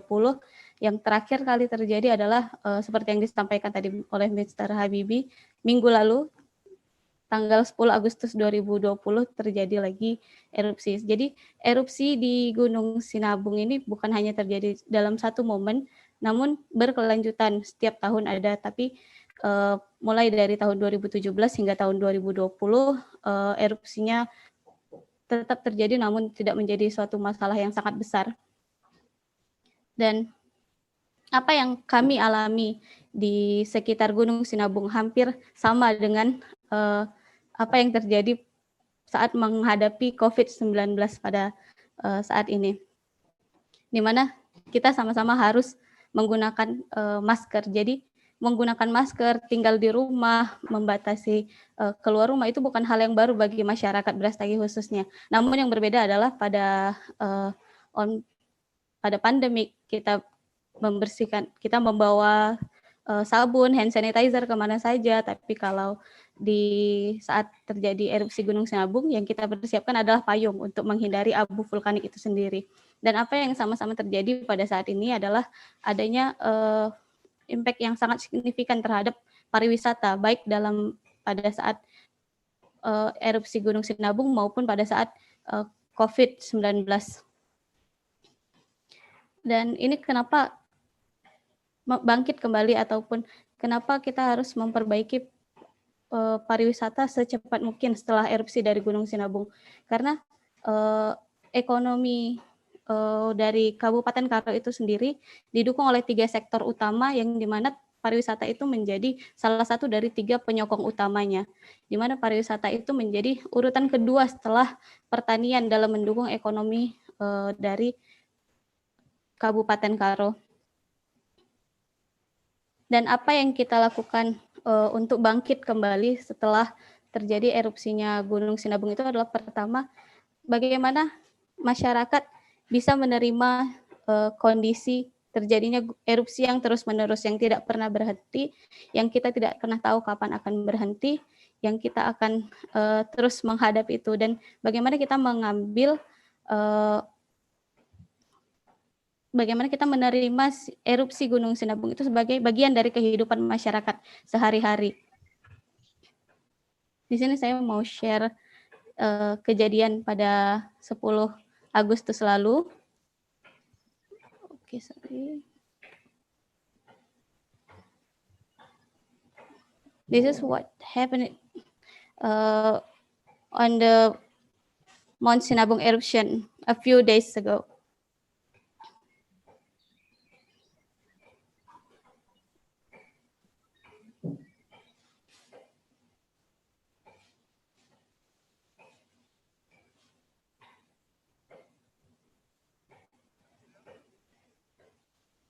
Mungkin sebagian akan merasa sangat mengerikan seperti itu, melihat kondisi seperti ini, atau membuat kita takut atau bagaimanapun. Tapi bagi masyarakat, percaya atau tidak, bagi masyarakat di sekitar Gunung Sinabung, khususnya kami yang berada di kota Brastagi, ini menjadi suatu keseharian ataupun sesuatu yang biasa bagi kami. Bagaimana kami bisa menerima hal tersebut, bagaimana kami bisa, bahkan masyarakat sudah memahami, oh kalau suhunya seperti ini biasanya akan ada erupsi, oh kalau misalkan awan udah seperti ini biasanya akan erupsi. Jadi bukan menjadi sesuatu hal yang baru, tapi bagaimana kita menerima hal tersebut. Mungkin orang akan berpikir kalau udah melihat hal seperti ini masyarakat akan lari gitu. Enggak, sebenarnya saat melihat kondisi seperti ini, sebagian masyarakat akan sibuk mengingatkan tetangga yang lain untuk mengangkat jemuran agar tidak terkena abu vulkanik seperti itu. Jadi mungkin orang akan melihat aman nggak sih di Brastagi? Gimana kondisi di Brastagi? Alhamdulillah kami baik-baik saja, dan yang terjadi hanyalah abu vulkanik seperti itu. Dan apa yang kami lakukan selanjutnya adalah yang membuat Kota Brastagi itu bertahan dalam sektor pariwisata walaupun sudah terjadi bencana alam yang terus-menerus yang tidak berhenti, itu adalah yang menjadi salah satu kekuatannya adalah kepercayaan dari masyarakat itu sendiri terhadap pariwisata di Kota Brastagi. Bagaimana secara tidak langsung manfaat ekonomi dari pariwisata itu dirasakan oleh sebagian besar dari masyarakat Kota Brastagi. Tidak hanya bagi mereka yang terlibat langsung dalam sektor pariwisatanya, namun juga bagi masyarakat lain yang secara tidak langsung mendapat dampak dari pariwisata itu sendiri. Mungkin pada kawasan pada kondisi sekarang COVID-19 pariwisata berhenti, akan lebih mudah bagi daerah yang bangkit jika mereka memang sudah tahu ataupun sudah merasakan manfaat dari pariwisata itu sendiri. Dan yang paling sangat membanggakan di Kota Brastagi ini adalah sebagian besar masyarakatnya sangat bangga dengan pariwisata yang ada di Kota Brastagi. Mereka percaya, dan keyakinan inilah yang membuat mereka untuk tetap bangkit walau apapun yang terjadi. Jadi walaupun ada masa-masa sulit, tapi mereka tetap mau berupaya, mereka tidak putus asa, dan mereka tidak pindah, oke, saya nggak bisa di pariwisata ini, oke, saya akan tinggalkan dan tidak akan kembali. Tidak seperti itu, tapi mereka tetap kembali, tetap berusaha, tetap melakukan apa yang bisa kita lakukan untuk kembali bangkit dan kembali menghidupkan pariwisata di kota ini. Dan ini juga menjadi kekuatan dari masyarakat di Kota Brastagi, di mana pariwisata, walaupun masyarakat menyadari manfaat ekonomi dan sosial dari pariwisata untuk meningkatkan kualitas hidup mereka, namun mereka tetap berupaya untuk bersiap-siap dengan sektor yang lain.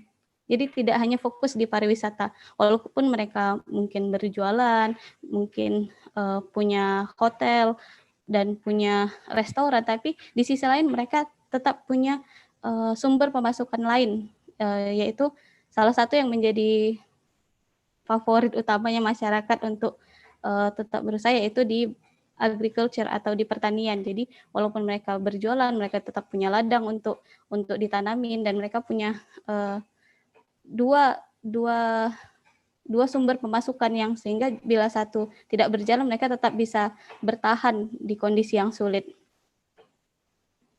Dan juga yang membangkitkan ataupun tetap mempertahankan masyarakat untuk tetap bersemangat membangun kembali pariwisata setelah terjadinya bencana adalah dengan mereka berkumpul ataupun memiliki suatu komunitas yang memiliki latar belakang yang sama. Seperti kalau di Kota Brastagi itu ada komunitas pedagang di pasar kaget. Pasar kaget ini adalah salah satu tujuan wisata malam yang ada di Kota Brastagi. Komunitas para pedagang buah dan souvenir di pasar buah, ada komunitas sado atau delman dan kuda tunggang yang menjadi atraksi bagi wisatawan. Jadi melalui suatu komunitas ini mereka jadi merasa tidak sendiri. Mereka bukan satu-satunya orang yang merasakan dampak buruk dari turunnya tingkat wisatawan, tapi mereka merasa, oh, kita ada teman kok, ayo kita berusaha bersama, seperti itu. Jadi ini juga menjadi wadah bagi masyarakat untuk menyampaikan aspirasinya, untuk berdiskusi seperti itu. Dan juga yang paling menarik adalah bagaimana kita mengubah sebuah tantangan menjadi suatu kesempatan, di mana pada saat terjadi erupsi Gunung Sinabung, terutama pada tahun 2013 hingga 2014, pada tahun tersebut Kota Brastagi dan juga Gunung Sinabung menjadi headline news di setiap media yang ada di Indonesia. Selalu pada saat headline news pasti tentang Gunung Sinabung, bagaimana kondisi masyarakat di sana, bagaimana kondisi pengungsiannya, bagaimana penanganannya, seperti itu. Jadi dengan adanya berita-berita tersebut. Hal tersebut juga mampu menarik minat dari wisatawan, khususnya wisatawan dari mancanegara, di mana mereka tertarik ingin melihat bagaimana sih proses erupsinya Gunung Sinabung. Mereka ingin melihat yang seperti ini, bagaimana sih larva itu keluar, bagaimana sih kondisi masyarakat di sana. Dan tantangan ini yang bisa kita bilang sebagai masalah diubah menjadi suatu kesempatan baru, di mana ikatan para pengusaha di Brastagi, mereka mengubah tantangan ini menjadi volcano park. Volcano Park ini salah satu paket wisata yang menawarkan wisatawan untuk mengunjungi gunung-gunung yang ada di Brastagi, 3 gunung yang ada di Brastagi, dan tujuan utamanya adalah Gunung Sinabung. Dengan catatan Gunung Sinabung ini kita melihat proses erupsinya dari area yang aman, dan ini sudah dilegalkan oleh sejak akhir tahun 2014. Hal ini sudah dilegalkan oleh pemerintah setempat. Dan untuk bangkit lagi dari kondisi buruk yang ada setelah erupsi Gunung Sinabung, yang sangat dibutuhkan oleh masyarakat adalah pertama, berita-berita positif tentang kota Brastagi, di mana mungkin seperti yang tadi saya tunjukkan, saat melihat videonya mungkin terlihat seperti berbahaya, seperti tidak mungkin didatangi, seperti itu. Tapi sebenarnya di kota Brastagi aman-aman saja, baik-baik saja. Jadi kita perlu adanya sebuah pengakuan bahwa area kita itu aman, area kita itu bersih, area kita itu masih bisa didatangi, sehingga di mana image dari suatu tempat itu kan menjadi suatu alasan terbesar wisatawan untuk datang. Jadi bila kita memiliki image yang positif, jadi kita bisa menarik wisatawan untuk kembali datang ke tempat kita. Dan juga yang sangat dibutuhkan saat untuk bangkit lagi setelah bencana adalah adanya dukungan untuk mempromosikan kembali kota, di mana pada masa itu pemerintah daerah berupaya dengan mengadakan event-event besar, salah satunya event Festival Danau Toba yang pada dasarnya dilakukan setiap tahun di Kota Parapat, diambil alih oleh Kabupaten Karo untuk dilaksanakan di Kabupaten Karo untuk menghidupkan kembali pariwisata yang ada di Kota Brastagi tersebut. Dan yang dibutuhkan selain dari support untuk promosi, juga dibutuhkan adanya dukungan dari pemerintah untuk menyediakan modal bagi para pengusaha yang bergabung di bidang pariwisata untuk kembali bangkit lagi atau kembali memulai lagi usaha mereka. Demikian sharing dari saya, lebih kepada sharing, itu yang bisa saya sampaikan. Terima kasih. Bujur ras mejuah-juah. Koras mejuah-juah, Ibu Sally. Nice to hear from you, Ibu Sally. Yeah. Thank you. I think we have a very good experience where in terms of the tourism, I have a very good keywords from Sally. That the first is we need to be, the community need to adapt with the change. So that's very great words that you sent to, that you message us for today. And it's good for us also how to rise up from COVID-19. So we need to adapt with the change. And I think it's a good view, a good words that the community in Brastagi, I went there. I saw how the community got an impact or positive benefits from the tourism. And also, I think I should remind us in Lombok or in the tourism industry that we need to have another sector, not only rely on one sector. Thank you for Ibu Sally Veronica.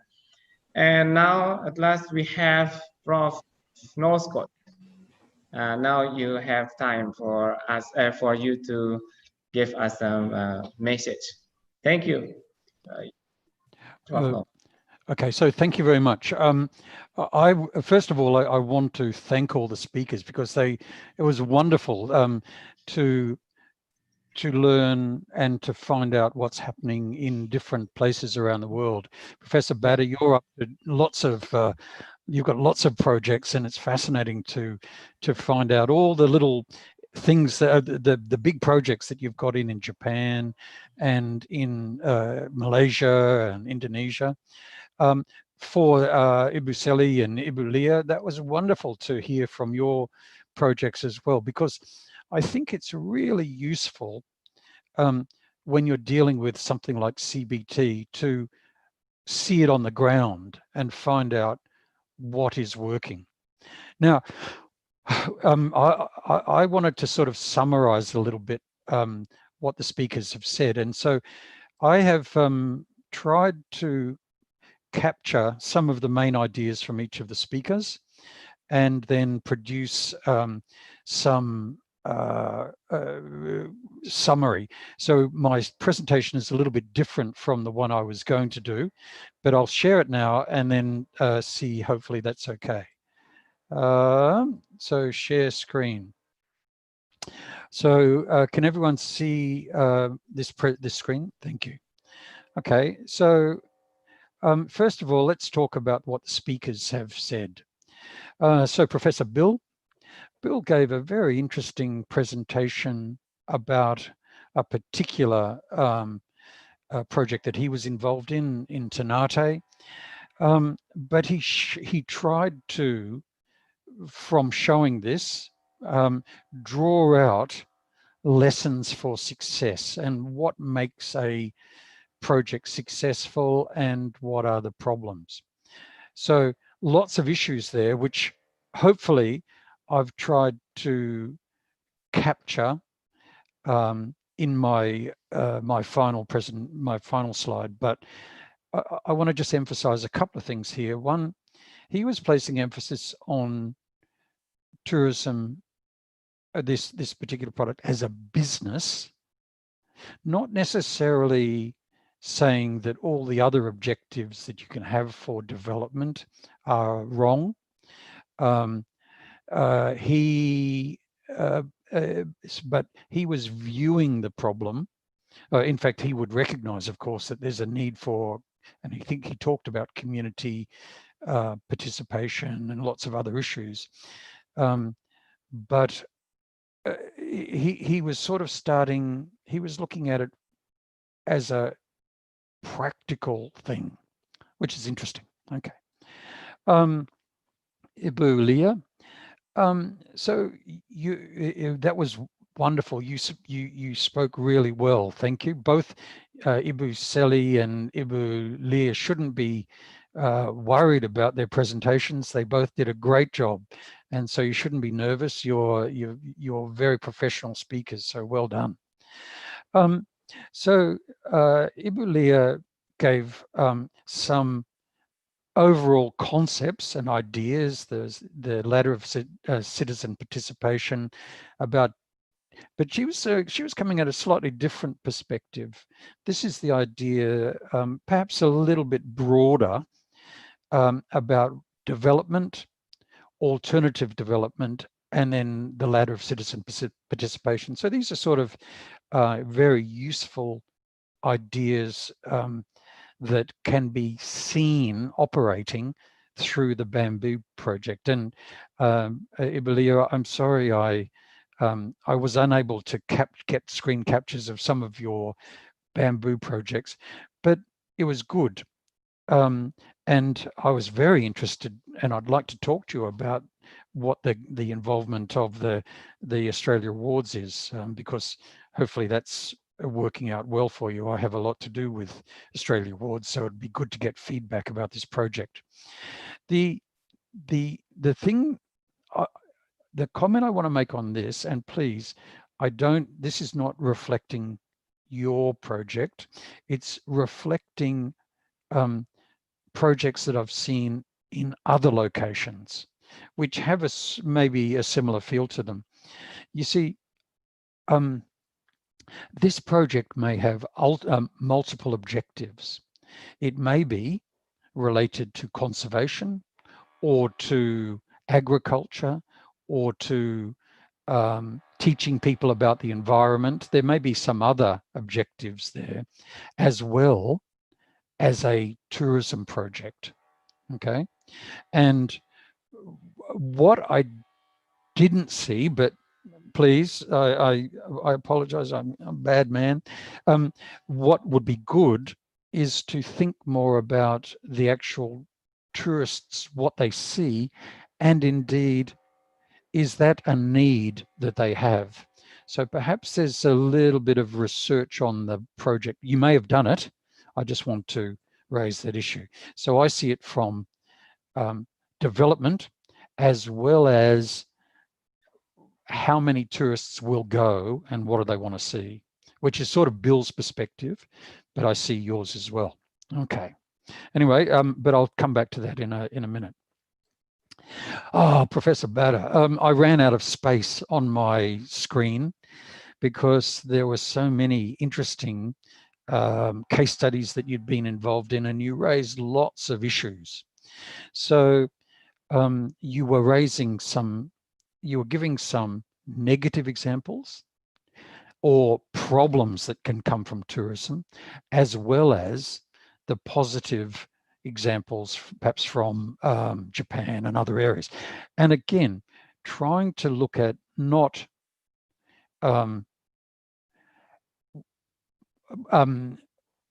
just community-based tourism, but saying successful community-based tourism is dependent upon a lot of things. And they're often very small individual points which are important for the locals, but also then important for tourists. And how you balance all those things up is really tricky. So I learned a lot from your talk about various issues, such as how do you improve local involvement, the problems of community becoming a product. How do you balance off social change? And it prompted me to talk about something. I'll come back to this later. So thank you. Ibu Seli. So again, wonderful example. So it's about the thing I liked about yours.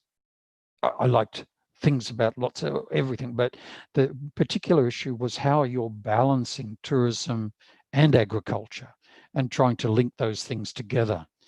The other thing is it's about reaction to a crisis or a disaster and trying to see the positives in it, to see. So most people say, oh, whenever we have a crisis, we've got to rebuild what we have. A crisis is an opportunity to change and to improve. That's very hard to do. Okay, so now some of my points. Community-based tourism, like anything that you study in tourism or in, it can be seen from a variety of different perspectives. So it's like the elephant and the blind men. One person looks at community-based tourism and sees, this is a development issue. Some people look at community-based tourism and say, this is a tourism issue, it's about business, or it's about this. The communities also may see it from many different perspectives. And often they don't actually think about the different ways of viewing. And often they're just more involved in doing something. Government can also be, see it from different perspectives. Maybe they see it only as a source of income. Tourism is typically seen by government as a source of regional economic development. So how are they doing it? Finally, you can analyze community-based tourism at a sort of a site or a village perspective, one restaurant, a village, or even a region, or perhaps even think about community-based tourism as part of the policy of a country. So we've seen examples of each one of those things today. All right, so now here we are. This is, I was trying to come up with interesting ideas from all the participants to see. These are the ideas that I picked up. So I started off by talking. Can you see my cursor? Can you see my cursor? Yeah, okay. So I started here by thinking, Bill Carter talked about community-based tourism based on a unique resource, I'm sorry. For him, it was spice trees. Really important issue, because it's easy to go to a village and think, oh, there's some interesting coral here, or there's some interesting beach or sand, but it's not unique. And it may be unique to the village. It may actually be nice, but one of the things to think about is whether it's a unique things for the village, for the region, for the country, or for the nation or the world. And who you target and who your customers will be depends upon that level of uniqueness. So that's why it can often be useful to have an external expert who comes in and says, hang on, you may not realize it, but that spice tree over there is unique in the world. Okay, so or they may say, you may not realize it, but that beach that you've got on your village is the same as the other 45 beaches within this region. That's not wrong. It's okay to have that as a tourism product, but it just means that you need to think then about who's interested in purchasing or paying for a tour or whatever it is that you're going to do. So that comes then to your idea or business must be based on, you've got to come up with something to sell. Bamboo products, visits to a Japanese village, tourism craft in Sumatra, and so on. Whatever it is, that may take some time, and we've heard some examples of how participant involvement in developing those ideas can be really useful. But at the same time, it's also good to have an external perspective on that, or at least a market perspective. One of the things I really liked was the idea down here, you'll see in Shirakawa, that customers were involved in the design of playgrounds or of something. So you don't just design something that an expert says, it's got to work for locals and for tourists. So then at that early stage, you may have external people, you may need a local champion, you'll certainly maybe need a bit of finance. And this is one of the problems of community-based tourism. Often people get an idea, but there's no money to implement it. And Bill had an interesting idea, Professor Bill used an interesting idea of crowdsourcing.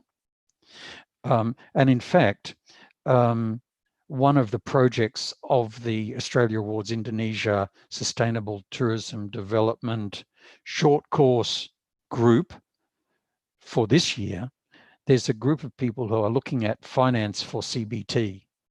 And I hope some of those people are listening here. If not, we need to talk to them about that.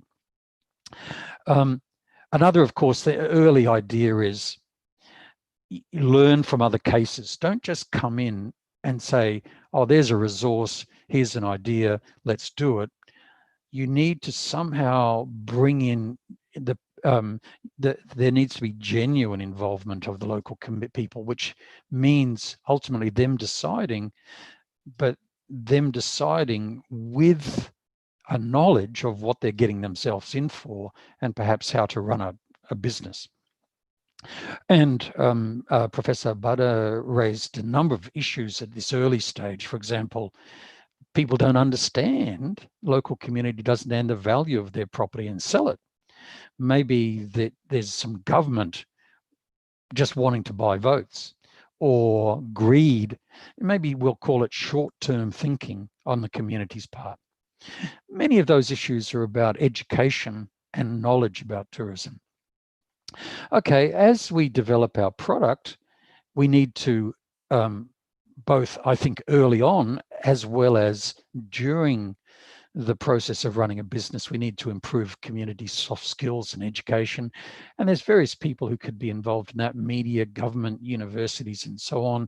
And maybe at the end, we get a improved business, which leads to equity, self-reliance and development, or leads to loss of authenticity, tourists take over, volume of tourists too high, and the share of the profits not going to lots of people. So I highlighted this one as very important. Tourism is not only good or only bad. It's love-hate. And you can get both issues. And in fact, probably any community-based tourism development will lead to some things that are good and some things that are bad. Good management of community-based tourism simply means you get more of the good things than you would without the management. And nothing's perfect. Okay, so that's all good. We had some discussion about education, and there's lots of education, things to educate participant communities about: tourism, business, environment, all sorts of things. We certainly need to educate them about the problems. One of my points that I'll discuss, though, is that community-based tourism is a bit like doing a PhD. If anyone's doing a PhD, it's experiential. You can tell a person about all the issues and problems of doing a PhD beforehand, and they don't believe you. You've got to do a PhD to understand it. Similarly, community-based tourism is a bit like that. You've got to do it to understand the good things and bad things about it. And you learn through doing.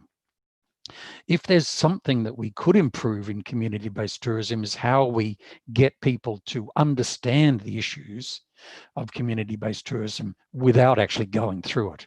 Maybe that's an interesting area. Women owners was an interest. Oh God, what's happened? I've got to go back. Sorry, I've got to start again. I was getting so excited, I clicked the wrong clicker. Okay, so interesting. Now we're talking about individual learnings, perhaps. Women owners, I think, is an interesting thing for development. And that's certainly one thing that many donor countries want. They want to empower women because they think that's an effective form of development. Local market is always a good thing to have in your tourism products, and then the international market if you can do it. But don't just think about only internationals. And this point I raised, if you have an external person funding the project, think about a community-based tourism project, think about their objectives. So different organization funders have different objectives. They all probably want a successful tourism product, but they may also want women's empowerment or environmental protection. And how you balance off those objectives can mean the success or failure of the tourism part. Okay, so what does all this mean? Well, I can't really summarize all of these issues, just raise a few things. One, community. I don't know how many communities there are in the world, probably many millions. And yet there is a limited market for visiting communities. It's not finite. So can we develop community-based tourism in every village, every community? And at what scale? So I think there's a tendency for government and others to think community-based tourism can be everywhere and do everything for every community. but I think it's better. Oh God, not again, sorry. I get too excited. But I think it's important to see how suitable it is. What is the unique selling proposition of a village that's different from something that is a unique resource? You may have a unique resource, a spice tree, but how are you going to present it to customers and make it them wanting to buy it? Another thing is any development, whether it's tourism, agriculture, or anything, causes change. And that's not just a tourism problem. So we can't blame all of the issues of the development of a community or the benefits of developing a community only on tourism. Many of the issues of cultural change come through television, not through tourism. I think communities should be clear about their objectives at the start of a project, but the problem is they don't have the information. So to some extent, they rely on external people and they learn on the job. Now that's good, but some things they learn are that community-based tourism is hard, it's a business, whatever. And they're different people at the end of a community-based tourism project than at the start. And maybe at the end of the project, they will be saying, we shouldn't have got into community-based tourism. Or they may say, oh yes, it's good, we want more of it. But we've seen examples of both. A lot of it is about education and external advice and understanding about many things: tourism, business development, environment, and social sustainability. But go back to the first point, there are many villages. How do we educate all these people, right? And how do we give them the experiential learning that's going to make a difference? Very difficult problem. So we need some sort of balance and control in planning and implementing community-based tourism to try and avoid as many of the problems that as experts we might recognize, but the community don't understand until they experience them, right? So community-based tourism is not easy. It's ongoing.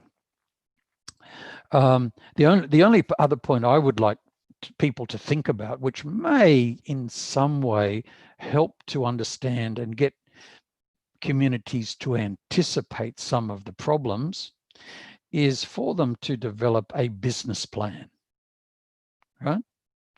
So in developing community-based tourism, often it's, well, let's do something and see what happens. I think you can do some of that, but at some point you need to say, okay, this is going to be a business and these are the things we will need to do, and come up with some sort of financial understanding of what you're getting in for, which can lead to many issues about, well, how many visitors do we want? What is the implications of that?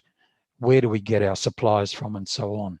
So if I could suggest one thing to do, and I've put down, this is not hard to do. I mean, it's hard to do, but there's many resources.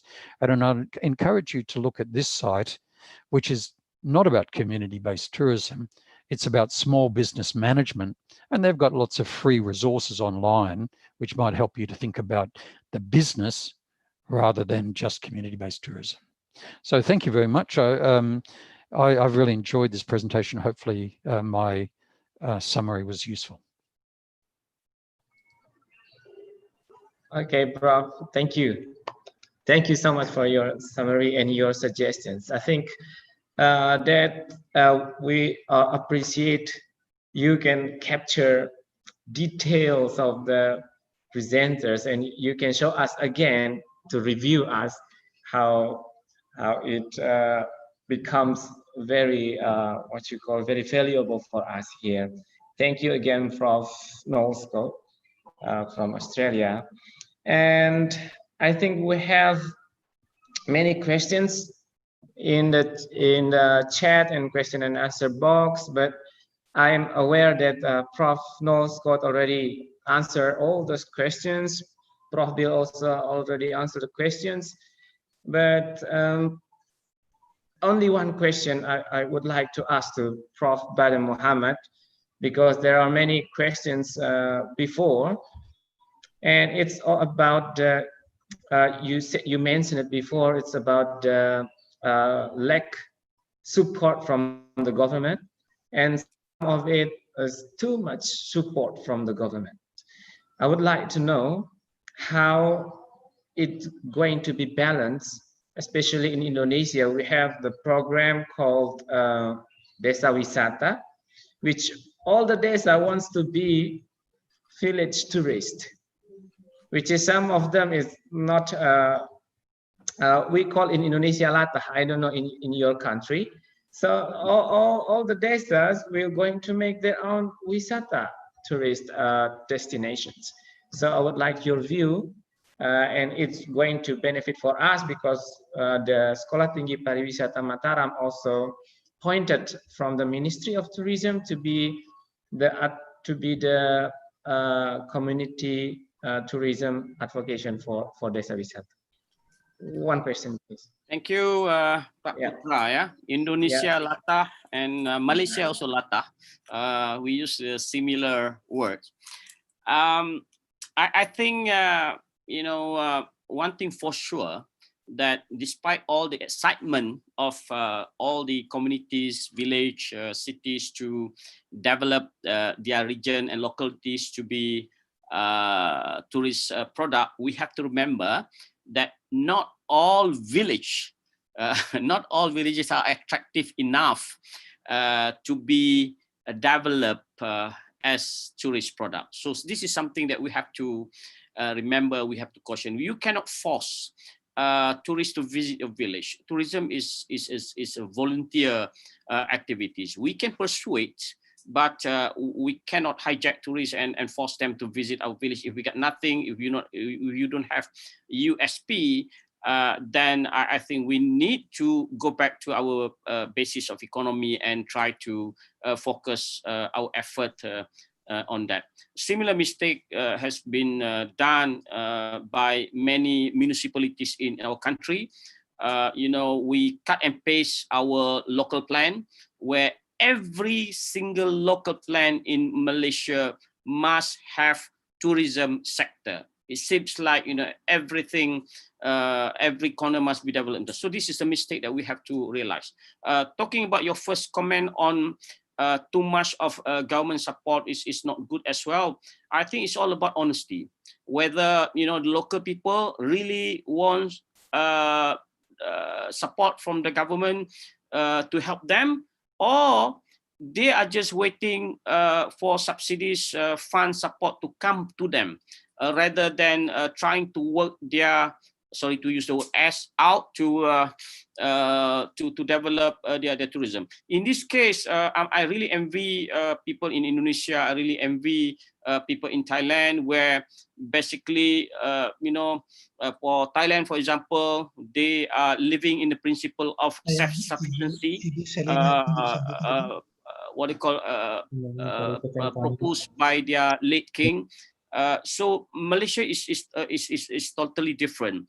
Unfortunately, Malaysia, we are not poor, but we are not rich either. It's in between. So as I said, the honesty of the government when they are giving the local people a subsidy is all about political mileage. This is the sad thing of the whole scenario. Politicians will bring money, projects which is sometimes not needed by the local people because there's lack of communication, and all they want to do is to put that in the media that we just merasmikan or just open up a small project, and they will leave the community to do on their own. So that was my point that I made before. Thank you, Prof. Badr. Thank you for all the participants and presenters here. And now we have a closing speech from Pak Dr. Halus Mandala, our chairman. Silakan Pak.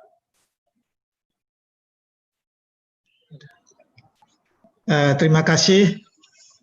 Yang pertama saya ingin menyampaikan ucapan terima kasih yang mendalam kepada para narasumber, kemudian kepada para partisipan yang masih tetap mengikuti acara ini dengan sungguh-sungguh, khusus buat Prof. Bill Kilter yang tadi telah memberikan pandangan-pandangan beliau, di mana produk pariwisata itu bisa berpeluang untuk menjadi bisnis pariwisata. Kemudian yang kedua, Prof. Bada yang juga dengan semangat memberikan pengalamannya melihat peran masyarakat di berbagai belahan wilayah. Terima kasih Prof. Bada. Kemudian terima kasih juga saya sampaikan kepada Ibu Sally Veronica yang telah memberikan informasi di mana kondisi pariwisata di daerah Sumatera Utara masih bisa bertahan walaupun dalam kondisi erupsi Gunung Sinabung. Tentu itu akan bermanfaat. Begitu juga terima kasih buat Ibu Lia Rosida yang telah memberikan informasi tentang proyek bambu di Sembalunnya.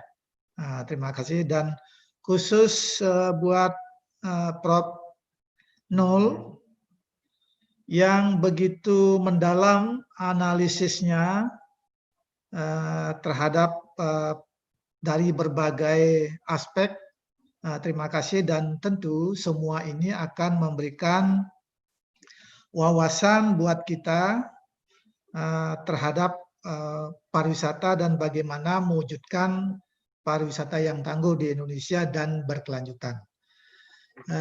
Itu hal-hal yang ingin saya sampaikan. Yang paling prinsip adalah kami menyampaikan banyak terima kasih atas kontribusinya, baik pada narasumber maupun para partisipan. Semoga ini bermanfaat dan bila mana terjadi hal-hal yang kurang berkenan di acara ini, di acara webinar ini, kami atas nama lembaga mohon maaf yang sebesar-besarnya. Terima kasih. Assalamualaikum warahmatullahi wabarakatuh. Selamat siang. Waalaikumsalam warahmatullahi wabarakatuh. Terima kasih juga Kak Putrawan Habibi for the nice job done. Thank you Prof. Nol, Prof. Bada, Ibu Sally, and Pak Dr. Halus, Pak Putrawan Habibi. Thank you. Thank you. Thank you. Thank you, everyone. Someone sent me an inquiry about a particular village, and if that person wanted to follow me up, please just send me an email or something. Very happy to talk, and I'll also send through my revised presentation. Okay. Thanks very much, everyone. Thank you very much, everyone. Assalamualaikum, Prof.